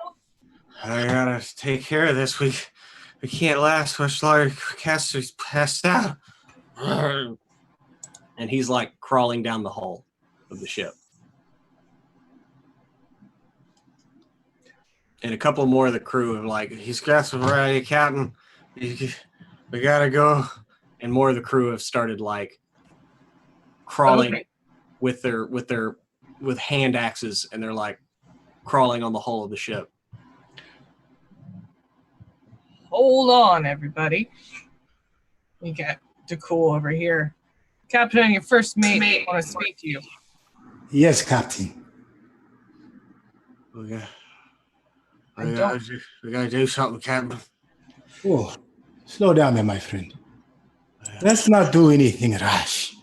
It's too late. Yeah, it's way too hard for you to be holding such a big axe. Why don't you give it to me? You're in cahoots with him, aren't you? Oh no, I am on your side. Crazy. No. You're the one down on the side of the ship talking to it. You looking at like Cole, his eyes are rolling around his head. He's like completely delirious. And so is pretty much the rest of the crew that have kind of just shuffled almost zombie-like as they're like crawling out onto the hull of the ship. Hilda. Points a accusatory axe at you.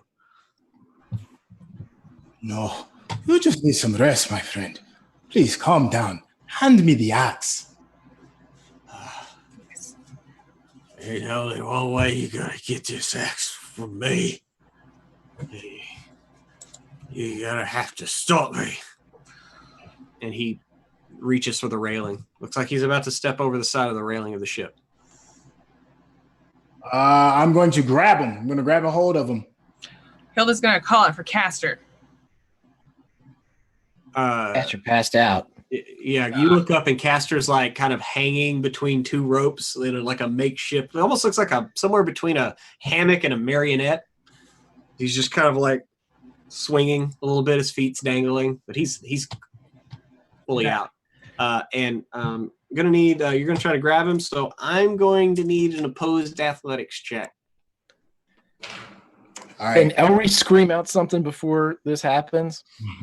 You can scream out something as this is happening. Yes. Okay. As it happens, Elry screams out, we're gonna get it, Cole. We're gonna get it. E404. Flame on. And then he's gonna walk up and punch E404 with the knuckle guard of his rapier. He's just gonna bam right across E404's face. I said flame on. Oh, it's a mutiny. And like calls, he sees Elry like punch E, and in his state, yeah. So we're gonna need initiative. Great. What did you get for your athletics check there? Cool. An 8. Yeah, you try to like wrestle him, and like he literally, without like really looking, he's kind of looking over at Elry and E. He just kind of moves you to the side with one arm, right? Like you just kind of like move, and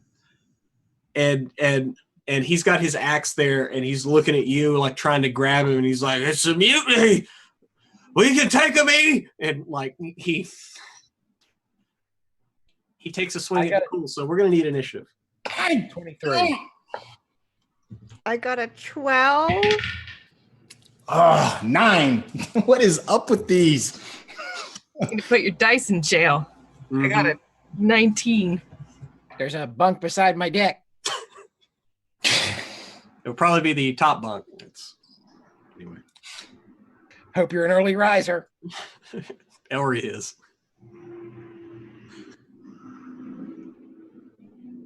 Okay. Hilda, you had a 19, right? Yep. And what was E again? 12? 12. Okay.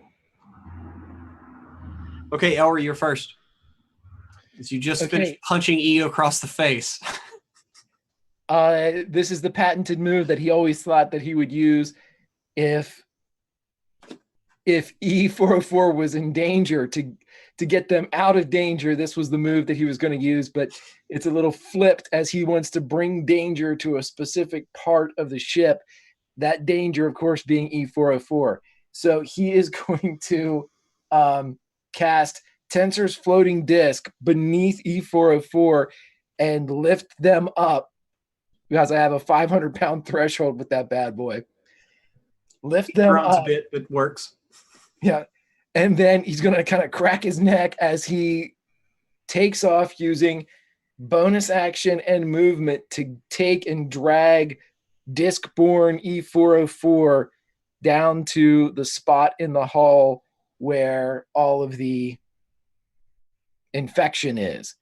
And he wants them right there when they flame on. We're going to do this Old West style. We're going to burn out the sick. Okay. So you cast the disc right below E. He lifts up, and you run down, and the disc follows you about, stays about 20 feet behind you. But yeah, I mean, you can work it where you can get E to where you want. I mean, you have enough movement to do that. Yes. And that's that. Cole screams in rage to Cool, and he's going to take a couple swings at you. Okay. It's like Marvel. Every now and again, you got to have the good guys fight each other, right? Oh, shit. Yeah. DeCool, it looks like he is not pulling any punches whatsoever. Because I have these dice, I'm going to roll them. Yeah, his first punch, he catches you square in the jaw, and you take 17. And then he hits you again with in the body for a further 10. Damn. As he's just like, his rage has kind of focused him, but it is focused on you. And you see now that kind of like loopy dreariness has left as he's staring right at you, fully intent and screaming. It is now Hilda's turn. Hilda, as you see, I mean, it was a weird turn of events, but Elry's punches E and drags them away, and Cole, seeing that, thinking a mutiny's happening with the partners of DeCool and Elry, as DeCool was trying to grab him for some reason, as he was just trying to save the ship after all. So he has just clocked DeCool twice, pretty well. Call has. Cole, yeah, he just punched the shit out of DeCool twice. Oh, great. Even though he has the axe in his hand, he just kind of punched him with his fists. What is she going to do?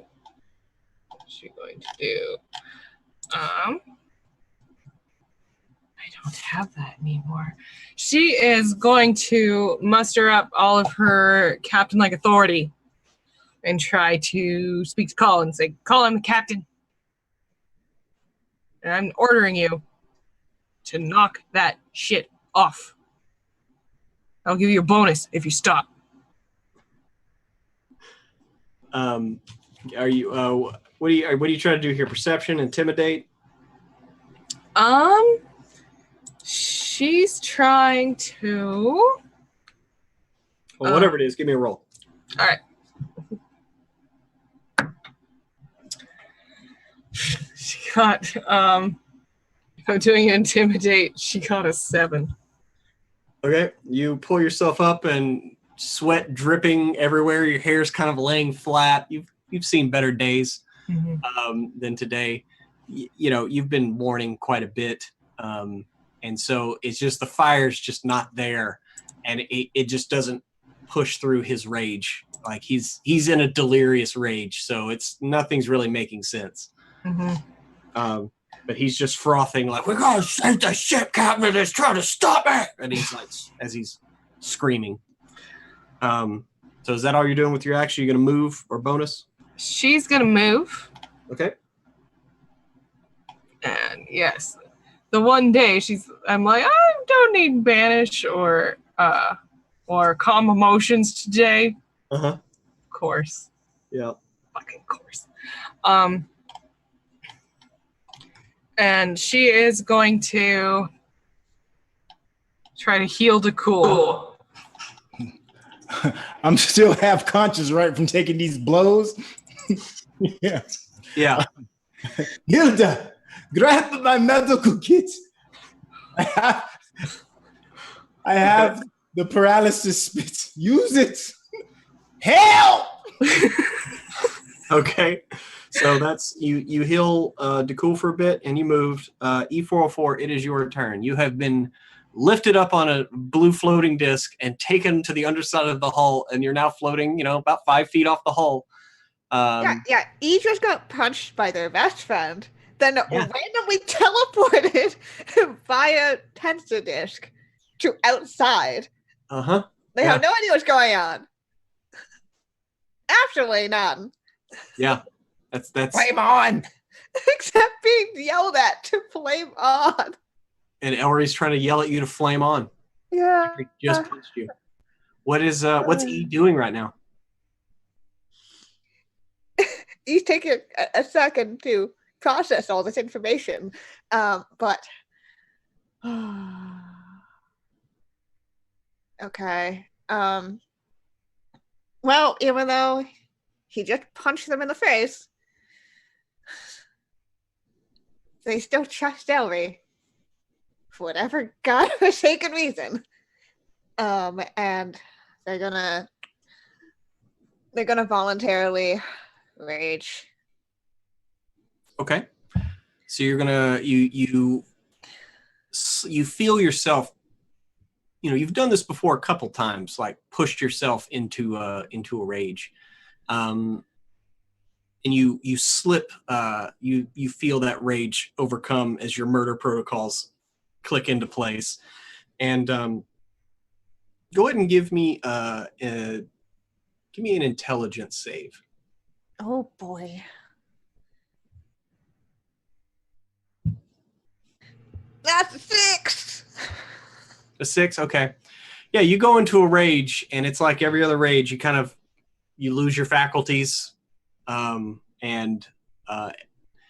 E404 is now standing on a tensor's floating disk, heat radiating off of them, just like, rah! I don't know what E does if smoke just starts pouring out. What's the range on your heaty Bernie? 10 foot. 10 foot. Okay. So yeah, I mean, the disc is only about 5 feet off the ground. So I will say, Elry, you can see that right below E, those little nubs. You just kind of see little wafts, little puffs of like smoke as these little things are beginning to like burn away.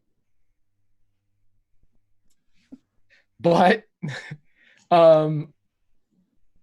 this is the Age of Ultron moment where Tony Stark realizes that their good buddy just went bye-bye, and there's only one bad guy in front of them, and it happens to be Elry, correct? Well, I mean, E, you just went into a rage, and I will say the last scrap of memory you have is the person standing across from you punching you in the face. That's like the only thing you managed to hang on to. And they're about 20 feet away from you. Oh boy. And you still have your action and your move. Oh, shit. Termination protocols initiated. I'm so sorry.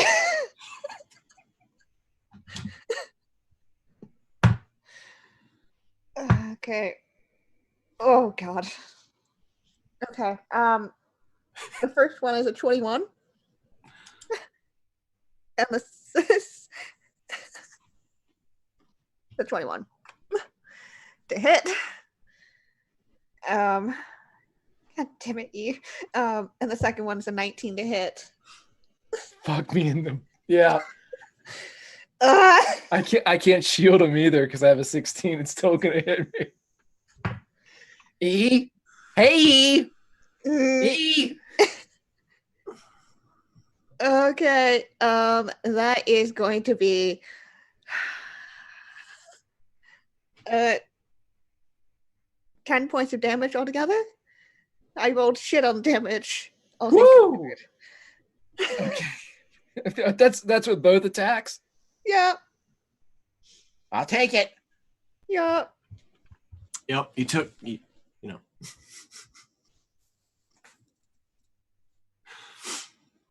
Ooh. Okay. Hey, Jesus! God almighty! Okay. So, E, you run over. Luckily, your heat bloom went off before you got close to him. You smack him a couple times. Dakul, it is now your turn. Standing underneath this towering hulk of muscle that is raining blows down upon you, it is your turn, sir. My friend, I hate to do this to you. I know I'm weak, and well, luckily you're only at 2 levels of exhaustion, so your attacks aren't at disadvantage yet. That's one more to go. So, all right. At least you're there. Yeah, I'm definitely. By the way, if you try to grapple him again, that's an athletics check, and that will be made at disadvantage. There will be no more grappling. I will not make that mistake again. A pissed off ogre? No, thank you. However, I am not afraid to use stunning strike. Okay. So I'm going to do an unarmed strike first. What's that? 18. Yeah, 18. 18? 18 hits. All right. Whew. Thank you. I need to slow you down, big guy. You are just a little too much for me right now. I'm gonna make D6. The damage on that is plus 3 is 8. 8, okay. Yeah, you punch him like in the gut, and you feel your knuckles crack a bit. It's just like a wall of muscle. And what's your DC? Sorry. 16? No. I just want to make sure, did that, because that's based off of your wisdom. Did you Yes. bump your wisdom? Yes. Yeah, because it was 15, so it's 16. Okay. 16. Okay, yeah, you punch him and he kind of and just kind of breathes through it. Oh, I've You got can tell he felt it, but he manages to.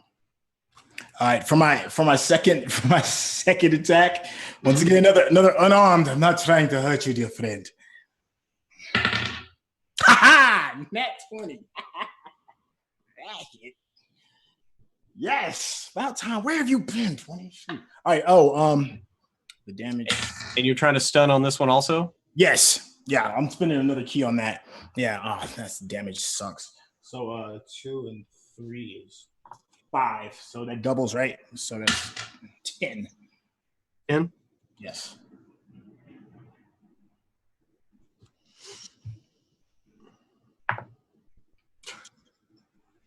I rolled a 20 on my con save to withstand the stun. As you manage to hit him right in the solar plexus. Like, it is the spot, it is the heart, it is where all the breath, the power comes from. And again, you hit him in the perfect spot, but this half ogre is just a slab of muscle. And you just feel like he just kind of takes it and is just ready to go another round with you. Bonus action move. Yes. Third time's the charm. The last unarmed attack. Are you kidding me again? Nat 20 again. Okay, so that's now 3 nat 20s between the two of us this round. The damage is 3. That's 6. So that's 12. Okay, and you're once again stunning. Yes, for the third one. Holy shit, you came. It's about time you came through. Shit. I normally don't do this because I'm a professional, but I'm going to point right at. It's hard to see the tiny dice, but I literally just rolled another 20. Are you kidding me? I'm not lying. We just rolled 4 20s in a row. So if somebody could clip that, it'd be awesome. So in this exchange, this titanic struggle, as you and Cull are just pounding each other, just punching each other in the body, in the head, and neither of you are backing down, it looks like, at least for another round. So that's your bonus.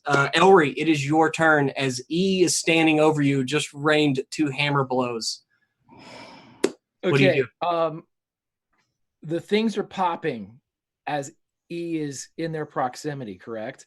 When in that spot that E started, there's about a 5-foot area that you can see kind of like burnt away, right? And then on their turn, they kind of you've seen E fight enough, you know that every now and again just heat blossoms off of them, and so yes, it will happen whenever the next time that they do that.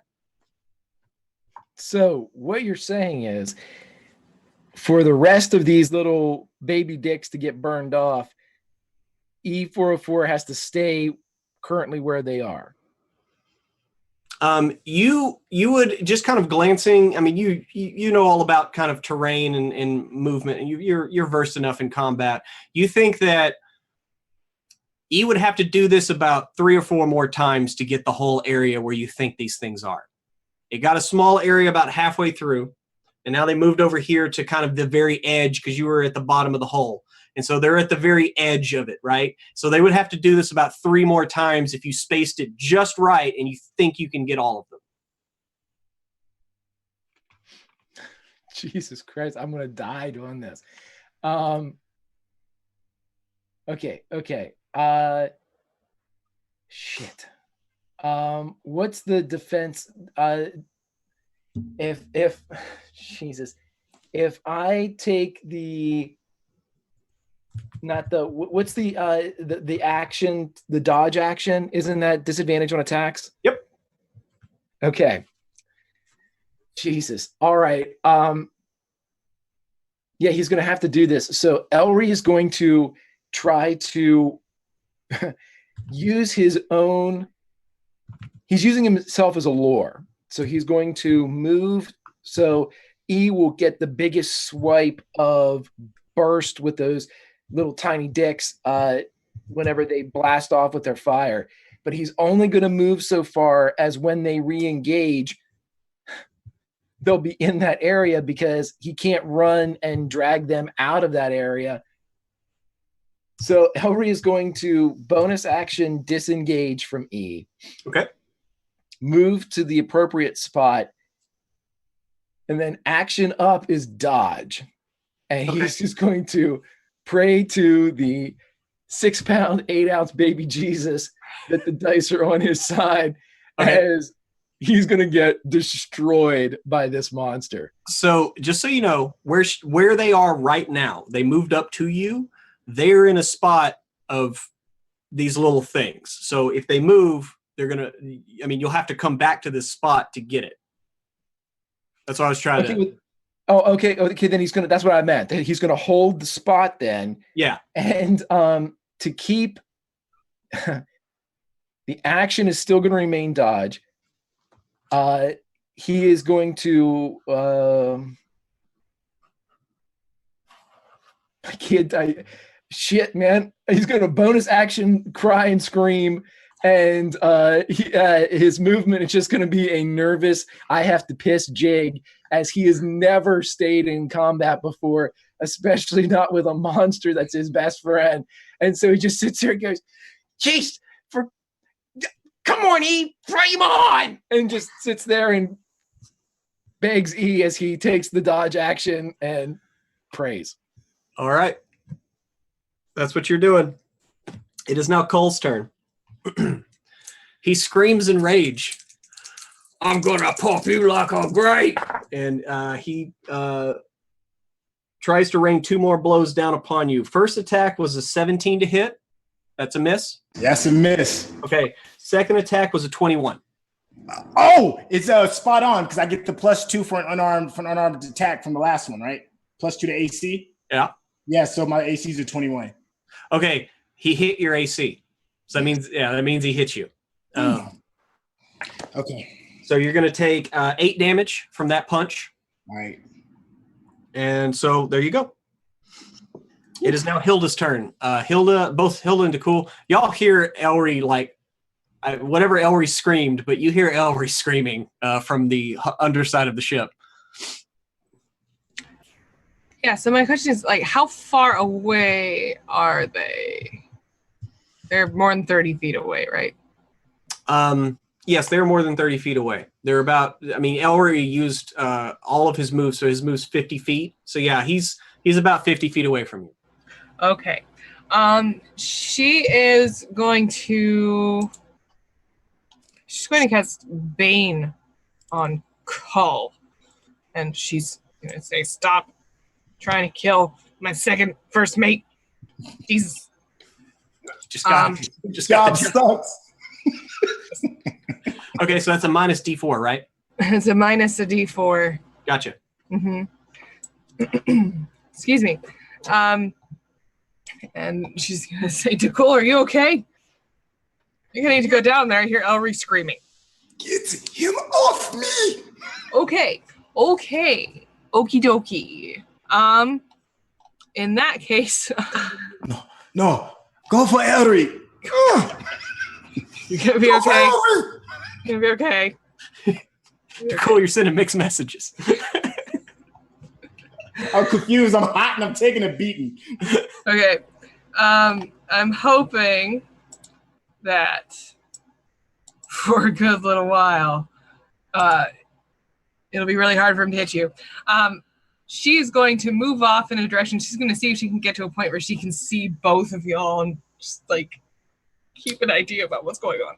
Okay, yeah. I mean, once you like kind of hop over the railing and onto the side of the ship, y'all have been on the ship long enough to kind of figure out how to push yourself past the gravity well, the gravity plane that runs through the ship. You can stand. You can kind of see DeCool and Cull through the railing a bit, but you kind of have to move right at the edge so you can look around the hull, the curve of the hull, and see Elry and E down at the bottom. Okay. And I'm sorry, and E is fully like ablaze. You can see heat radiating off of them, and then again up on the deck, DeCool and Cull just going at it. Yeah. So Okay. you can move. Okay, cool. If you think you're gonna die, just start screaming a lot. I'll hear you. It'll be okay. Okay. So that's that. E404, it is your turn as this little runt is standing toe to toe. First is the fire heat wave. Okay. So Elry, you take how much fire damage is it? 3 points. 3 points. You feel a rush of heat go over you, and all at your feet, Elry, you notice you can kind of just hear a slight sizzle, almost like bacon for a split second. And there's just little wafts of kind of smoke coming from between the planks of the hull of the ship. Get fucked, tiny dick creatures. It's so hot. And E is going to try to hit Elry again. Now is E attacking recklessly? Oh, no. Well, I don't have no. Okay. I mean, you don't have to. So Yeah, no. all right. So you're attacking at disadvantage, because Elry did take the dodge action. All right. First one's an 8. Oh God, bless. And the second one was a 14. Okay, so as the second one comes down, Elry's going to throw up his hands and an energy shield flashes up as it bounces off. Jesus. Oh, whoever that is. Okay. So yes, energy absorbs the last blow as this precocious little whatever he is. Target must be eliminated. No, it doesn't. No, it can be subdued. It can be reasoned with. Okay. DeCool, we're back up and around to you. You've got a hell of a right, I must give you that. Come on in. Let's have at it. We are not done. I will not let you destroy this ship. Another unarmed attack. 98, 17. 17 does not hit. Oh, second attack. That didn't hit either. It was 16. Okay. So and your bonus? My bonus. That's ugly 20. It's not that. Just a regular. Oh, a dirty 20? That's a hit. Here we go. Are you are you trying to stun or are you just punching? Oh no, this is just stun for now. I just need to calm the fuck down. Okay. Now for those other two that I just recently rolled, those are key points as well, right? Even though they miss. I mean, it's the only reason I asked you is because you didn't specify, because technically you're supposed to declare that you're stunning before you stun. I'll happily eat the 2. I have no problems eating the 2. Okay, yeah. Then if that's your intent, then yes, that costs 2 more key points. Okay, so this would be the third since it did hit, right? Yep. So, okay, I've got 2 more key left. Golly. All right, and the damage on that was 5 is 10. 10. Okay. And just so I know, Bane is on saves also, correct? Let me. I'm pretty sure it's attack saves and skill checks. Attack roll or saving throw. Oh, attacks or saves? Okay, perfect. Okay, yeah. So -3. That's a 10. So you finally catch him in a. You're just like screw it, and you caught him in a. There's a striking point just below the hip, and his leg kind of buckles, and he just kind of and he's trying to shake it off, but he goes down to a knee and puts a hand down. And is kind of trying to like grunt through it, but he doesn't look like he's going to be able to. You have successfully stunned him. Woo! Hilda, come to me as quick as you can. Grab my medical bag. And so that's your. Are you trying to move at all? I can move. You can move at half speed because remember you're 2 levels of exhaustion.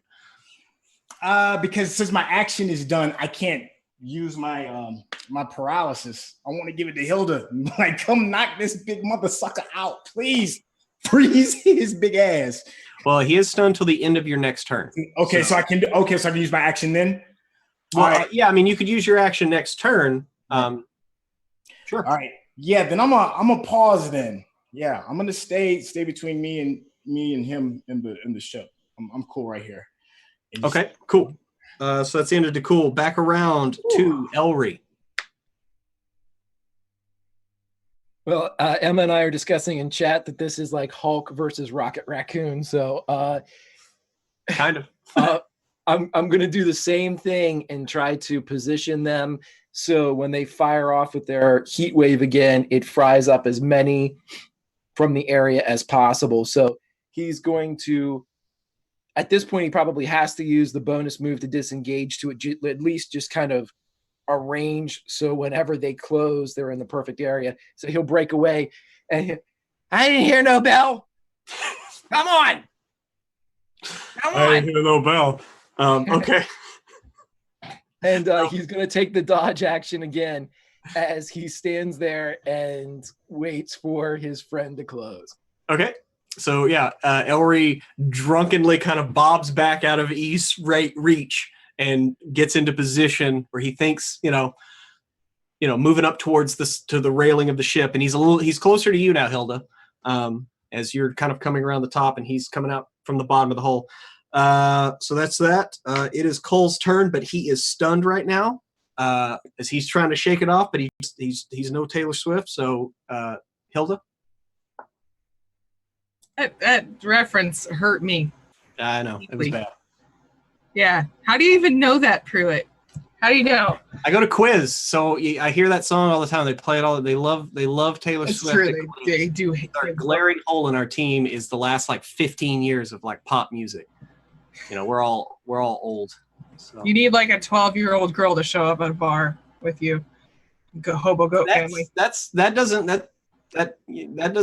look good. No, it doesn't. I don't think they allow that. No. I think you can bring a 12-year-old girl to a bar. Moon Tower Saloon, everybody. Austin. Not unless you're Roy Moore in Alabama. Anyway. Sorry. Okay. All that time didn't even give me a chance to think about what I might actually do. I was trying to stretch it. Good stall. All right. So how far away am I from Elry? You're only about 20 feet. All right. Does Elry look beat up? A little bit. You're a little beat up. Yeah. I mean, I think he took a hit. On a scale of 1 to 100, he's about 22. Oh, dear. Okay. If that is the case, she is going to hit you with a level 3 Cure Light Wounds.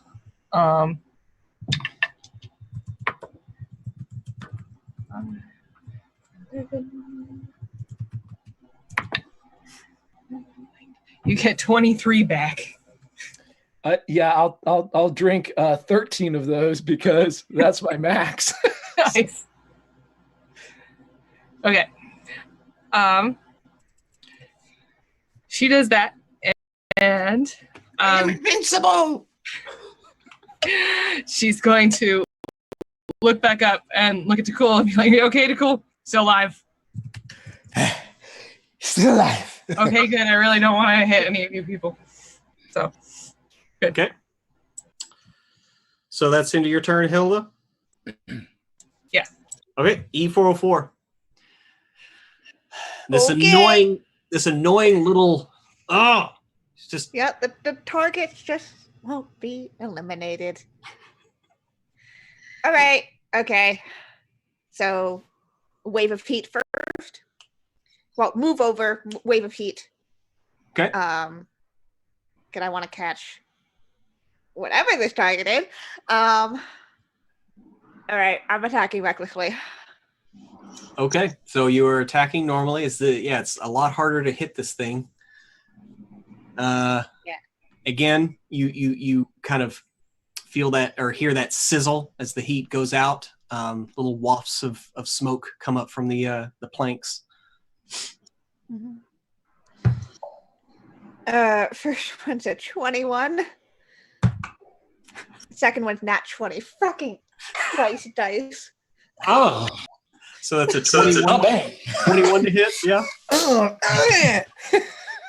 So that's 2 hits, right? Oh, fuck you. That's 2 hits. The first hit is a 9 points of damage, and the second one with a crit is 14. 23 total. Craig, Right? are you doing your Oh, uncanny dodge. Yeah, let me uncanny dodge the second one, please. please? I'm sorry, I look over. I haven't been looking at chat. Practice like uncanny dodge, dumbass. I'm like, Screaming it. right. Yeah. I mean, of course, I was just planning to use it now. So that was a 14 was the second one. Mm-hmm. I'll take that to 7 and 9. so 16 total. Yep. Sorry.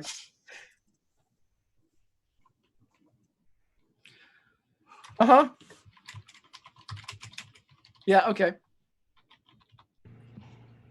Target Is that all you got? eliminated. No, just talk to him. See if he can be diplomatically. It's just diplomatic protocols. What's your prime directive, E?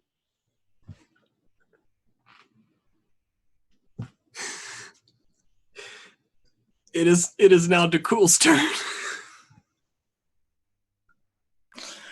All right, so I got a question for you, Brew. Yeah. Right. Way back in the day when I had the vial of the stuff that paralyzes you, you said I had 3 vials. I used one earlier, weeks ago. I don't even remember. Mm-hmm. And I used another one as well. So I've got the 1 vial, and I used part of it today to test the little piece of the fungus thing that's growing out the ship. Did I use the complete vial, or can I still use the last one? No, that was. I mean, the thing was like an inch long. It you used a drop, right? So Yeah, I just want to make sure. Still have a dose to use. Yeah. My action is to go into my medical kit, grab that vial, and jam it in Cole's mouth. Okay. So do I roll for acrobatics since he's so big, or like how? I mean, I would say give me an athletics check to try to like. Okay. My athletics is crap. Oh no, it's not. Oh yeah, it's crap. Okay. Remember you're rolling at disadvantage because of your exhaustion. Oh, I gotta roll a second dice. Come on, don't be worse than that. Yep. 16 in 1, so 17. Okay. Oh yeah. I mean, he's also stunned and baned. So, well, actually, I think Bane does skills.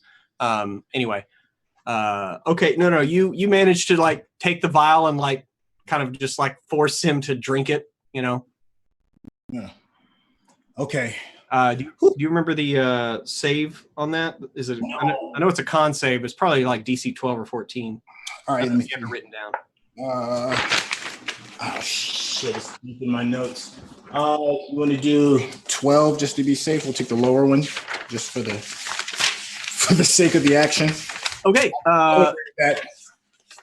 And Bane does affect saves.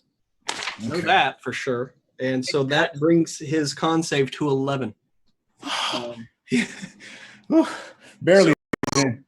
You he was already kind of stunned, and he was kind of grunting, but all that kind of is stymied now as he's just kind of like, I am sorry to do this to you, poor friend. As his eyes are just burning holes through your fucking face. Like you can tell he wants to end you, but he can't. So that's all your... That is it for now. Cool. Hilda, it is your turn. You just saw Elry get his clock cleaned.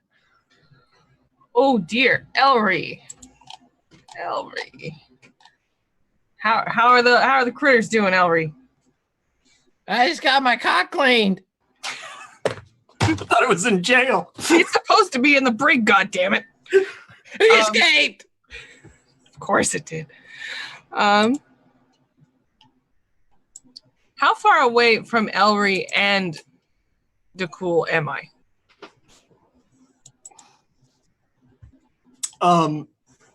You're only like I said, you're only about like 20 feet away from Elry. DeCool is about 20 feet up and over the railing. Okay. Kind of standing on the side of the hull. If I cast a prayer of healing, is it possible to get them both? What's the radius? 30 feet. Yes. Yes? It They're says both you have 20 to see them. Huh? It says you have to see them. Oh, you can see. No, I said that you can see DeCool. Okay. Cool. I've got... So, Elry looks pretty bad. Pretty beat up, yeah? On a scale of 1 to 100, he looks like a 16. Oh, yeah. 16 or 16? Yeah, I'm sorry. Chat just reminded me of something. Prayer of Healing, the casting time on Prayer of Healing is 10 god minutes. damn it. Yeah. Chat. It's one of... Sorry. Giveth and you taketh away. It's one of those rest spells for like God. extra rest healing, you know. 10 minutes. This thing will be over in 3. Get on it. Okay. In that case, that's not the one I wanted. The one I wanted was mass... That's not what I want. I changed my mind. Did you want mass healing word? I think I want it, but I also don't in case 2 of you die. I need to keep some slots open so that you guys can die in peace. So in that case, she is going to... She's going to do a thing. Yeah, because this robot's going to... If I fall, this robot's going to step on my head, Matt Colville style. So I don't know what that means. But that's okay. She's going to... She's going to cast... Fuck it. She's going to give you a 4th level Cure Light Wounds. Let's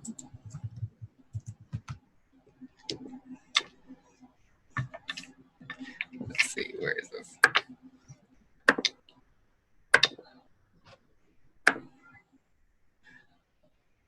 You take 25. You get 25 back. You're okay. Actually, 25. I don't need all of those, but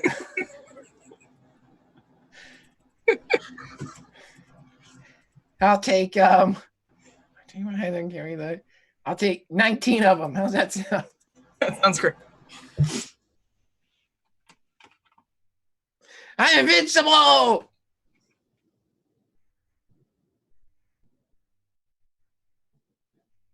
All right, so Hilda, is that sorry. Hilda, that's all for you? That's all for me. Wait a minute.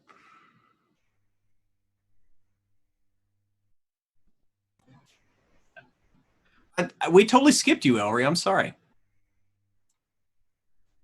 That's okay. Wait. How did we get on Hilda? I'm sorry. I totally got... I don't think you skipped me. Did you skip Call or...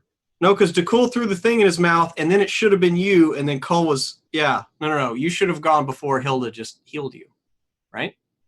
Yeah, well, all I would have done would have Okay. I would have just moved to my final position. As Elry's going to take his final place, he is going to bow like Daniel's son. He's just going to, let's do this, and he's going to form the crane kick as he waits for E404 and takes the dodge action. Last time. Okay, yeah, and then Cole is paralyzed. Then you healed Elry. So now it is E404's turn. Yep. Gonna close the distance. Fire again. 3 points of damage. Okay. God, I hope this kills those motherfucking things. Okay. Let me just roll a die right quick. All right. Okay, Pruitt. Go ahead.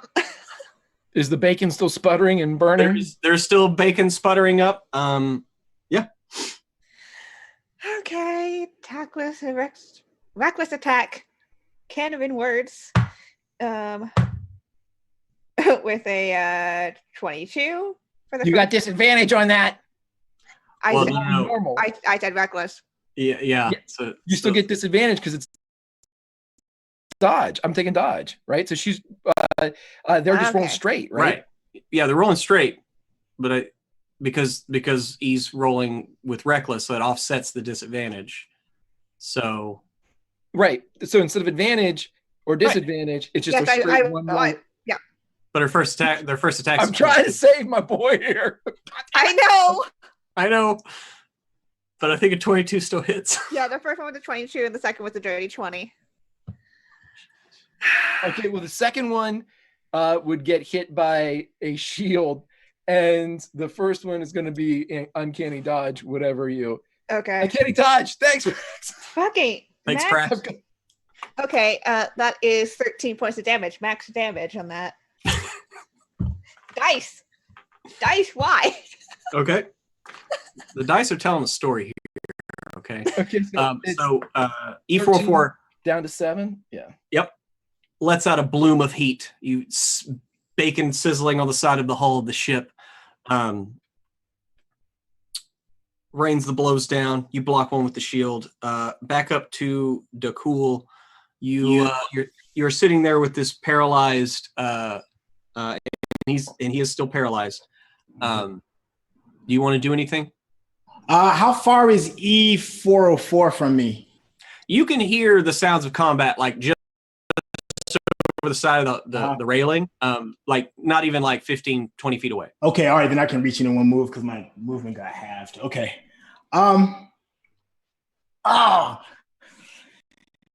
This is a shot in the dark. It's E404 doesn't see me at all. She's all focused on Elry, right? The thing is Elry's moving his way up the side of the hull towards the railing, so they would be looking like right at you the second you got over the rail. Like they're like, whether or not they see you, who knows? All right, I'm gonna try. I got 1, 2, 3, 4. I blew 6 already. Okay. Yeah, I'm gonna try and stun E404. Close the distance with an unarmed attack and try and stun her. I still got a key left. Come on, baby. Give me something good. Hey, Nicole. 18. Did I hit? 18 will hit. Okay. Oh, yes. Yeah, that was stunning strike. All right, let's do the damage. Let's get a little lower here. That's 7 points of damage. Okay. Yep. Oh, 7 points. give us a breather.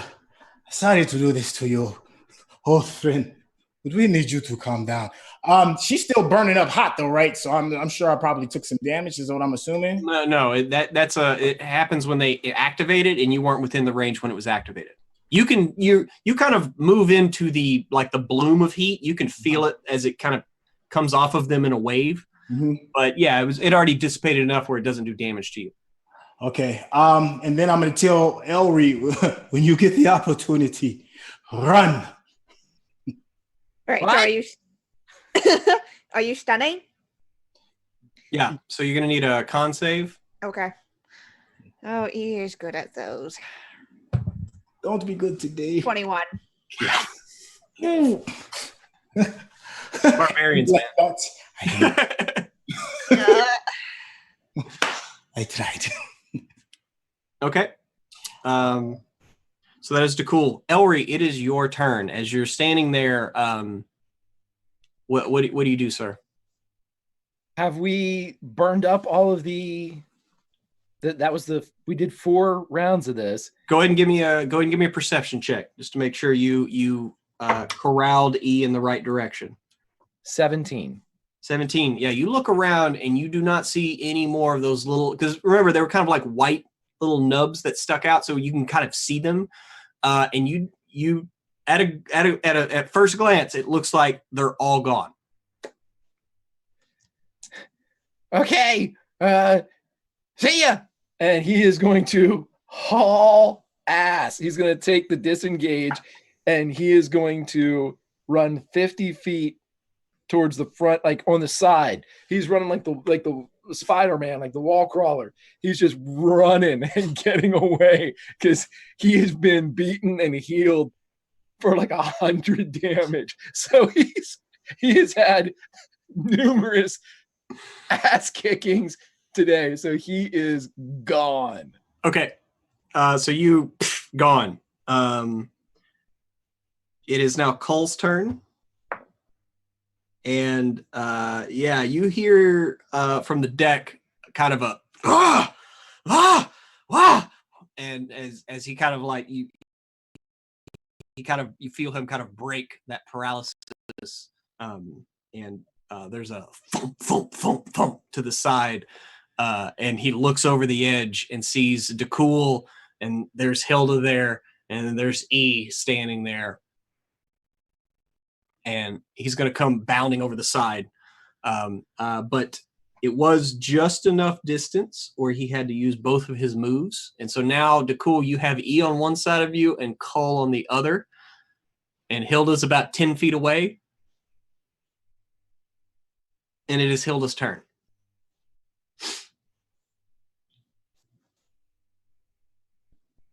Okay.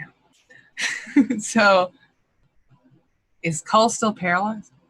No. That's he managed to kind of like shake the poison shit. off. Yes, that's what you're saying. Shit. She is going to. Well, Cole isn't enraged anymore, is he? No, but he is again. Oh, he did it again. Okay. That's why. That's what him screaming was. Him getting pissed off that his quarry got away. You know what? Okay. The day I really needed calm emotions so much. She is going to call out to Cole and to E and just be like, all right, it's time for both of you to cut this shit out and try to. Okay. And she's gonna march on over there and let them know what she thinks. Okay.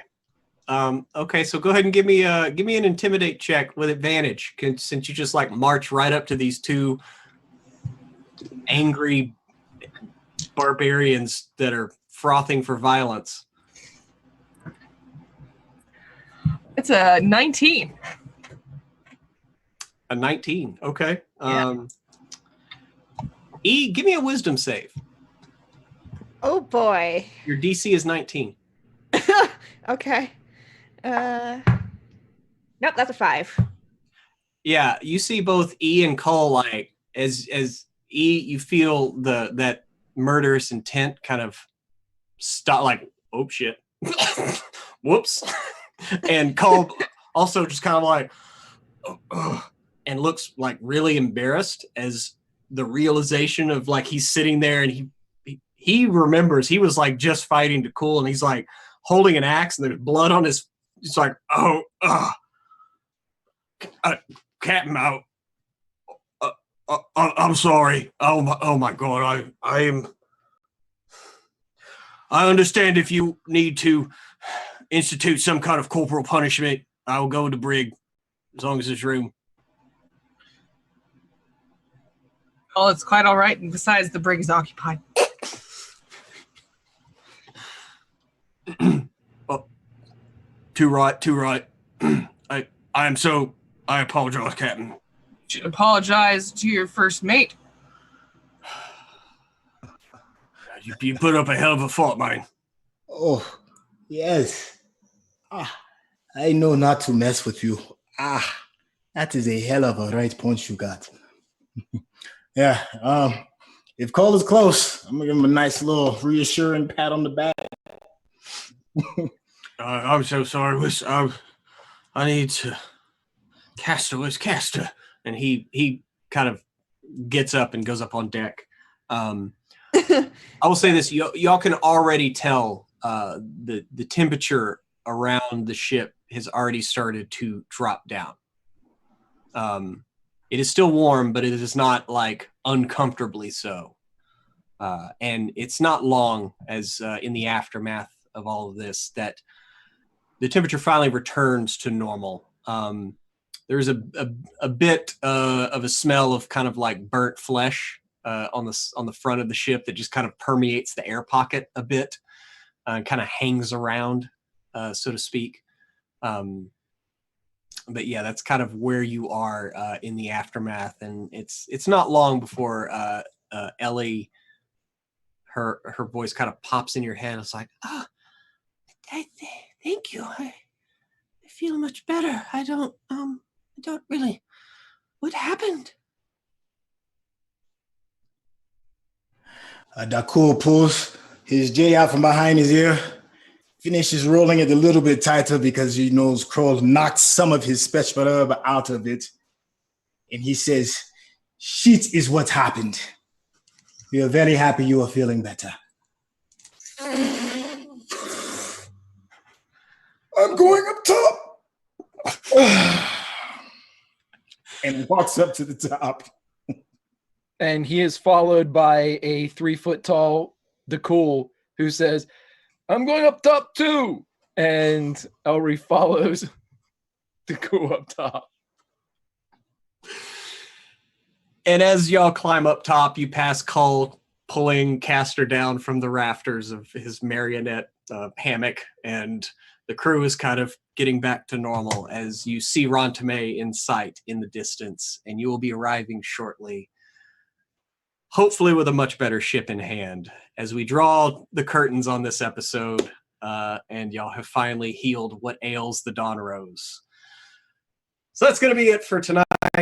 Let's go around cast and crew, see how they liked it, see what's up. As always, reverse order. Trey, you're up first, man. How you doing? Oh my God.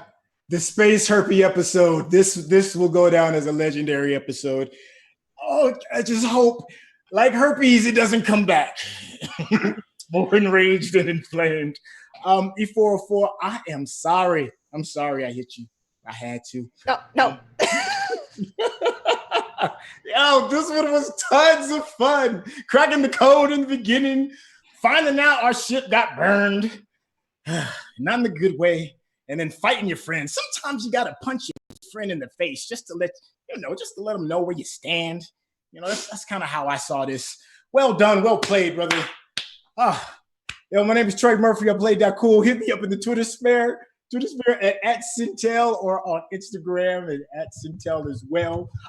If you are a fan of storytelling and love kids to learn this beautiful art form of storytelling and film, please be a great supporter of Lights Camera Discovery. You can check us out at lightscameradiscovery.org, where we teach the filmmaking process to kids who may not necessarily have that opportunity, man. We get to build worlds, but on film. The world in here is amazing. Pruitt is a wizard at it, man, and I'm so excited and looking forward to next week. Thank you. Yeah, appreciate it. Awesome. Yes, I've been waiting to spring this one on y'all for a while, but it's a perfect opportunity. Emma, how are you doing there? Good. You okay?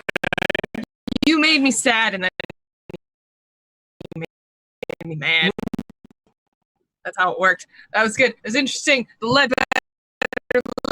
Oh, he broke my heart, and you made Kiana cry.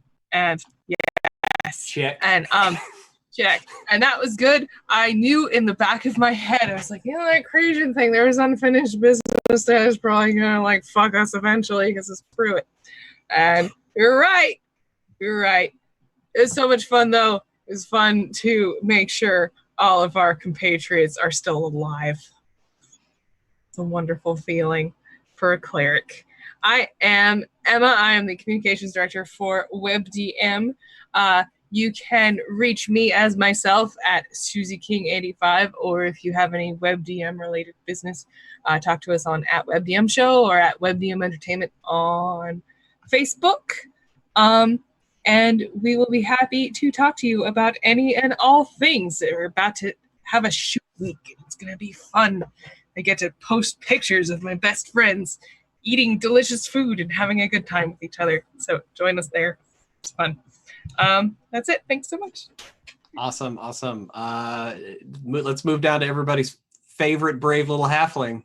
Greg, how you doing tonight, man?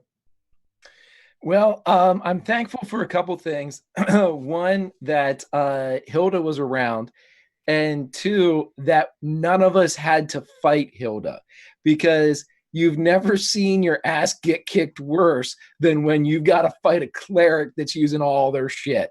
Because when they don't have to worry about healing the party and can focus on mass destruction, there has never been a more serious, absolute, and biblical ass kicking as that laid down by a cleric. So I was thinking about that as I was getting my ass kicked and healed, kicked and healed, kicked and healed, kicked and healed.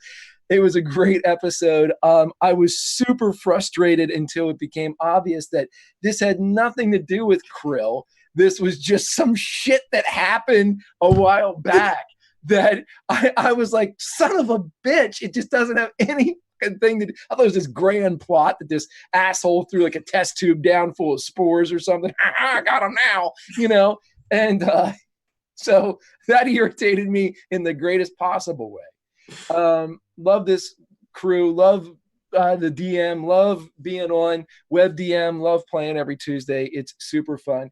Grimjack21502 on the Twitches and the Twitters. Please join me over on my channel and on Twitter to see what my upcoming schedule is. It gets packed as we are ending our seasons.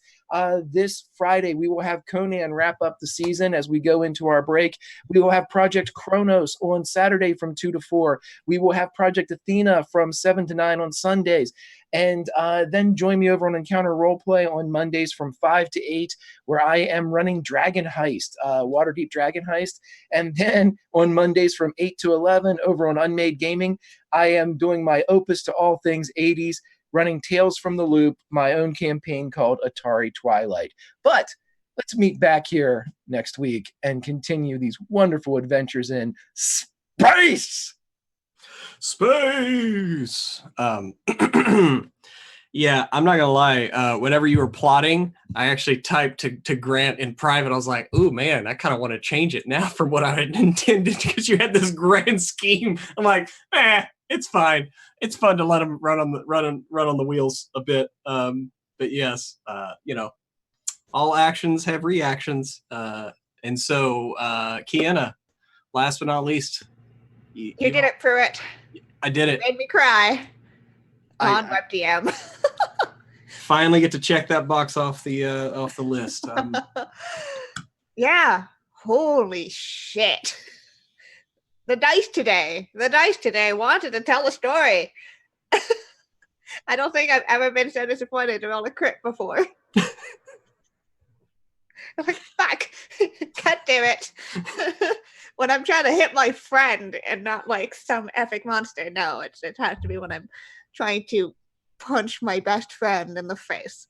Yeah, man, that was a roller coaster. But you know what? What episode isn't on Starward Bound? It is amazing to be here, being your favorite murder robot, which today was a reminder that they are a murder robot. Yeah, I can't wait for next week because I love this game so much. But until then, you guys can find me over on Twitter at KianaS. Best way to figure out what I'm doing because I am all over the internet playing role-playing games almost every day of the week. Big thing I'm going to plug today is on Friday, it's the premiere of my brand new series, Adventures in the Wild Blue. It is a Lady Blackbird powered by the Apocalypse game, which takes place on 2 different streams with 2 different perspectives. So we're starting on Off the Table this week with the Outsiders as they try to escape the authorities. at 8 p.m. Eastern. So it's going to be super exciting. I'm super excited to do this game. It's been a long time in the making. So please join me over there if you enjoy steampunk sky sailing shenanigans. Awesome.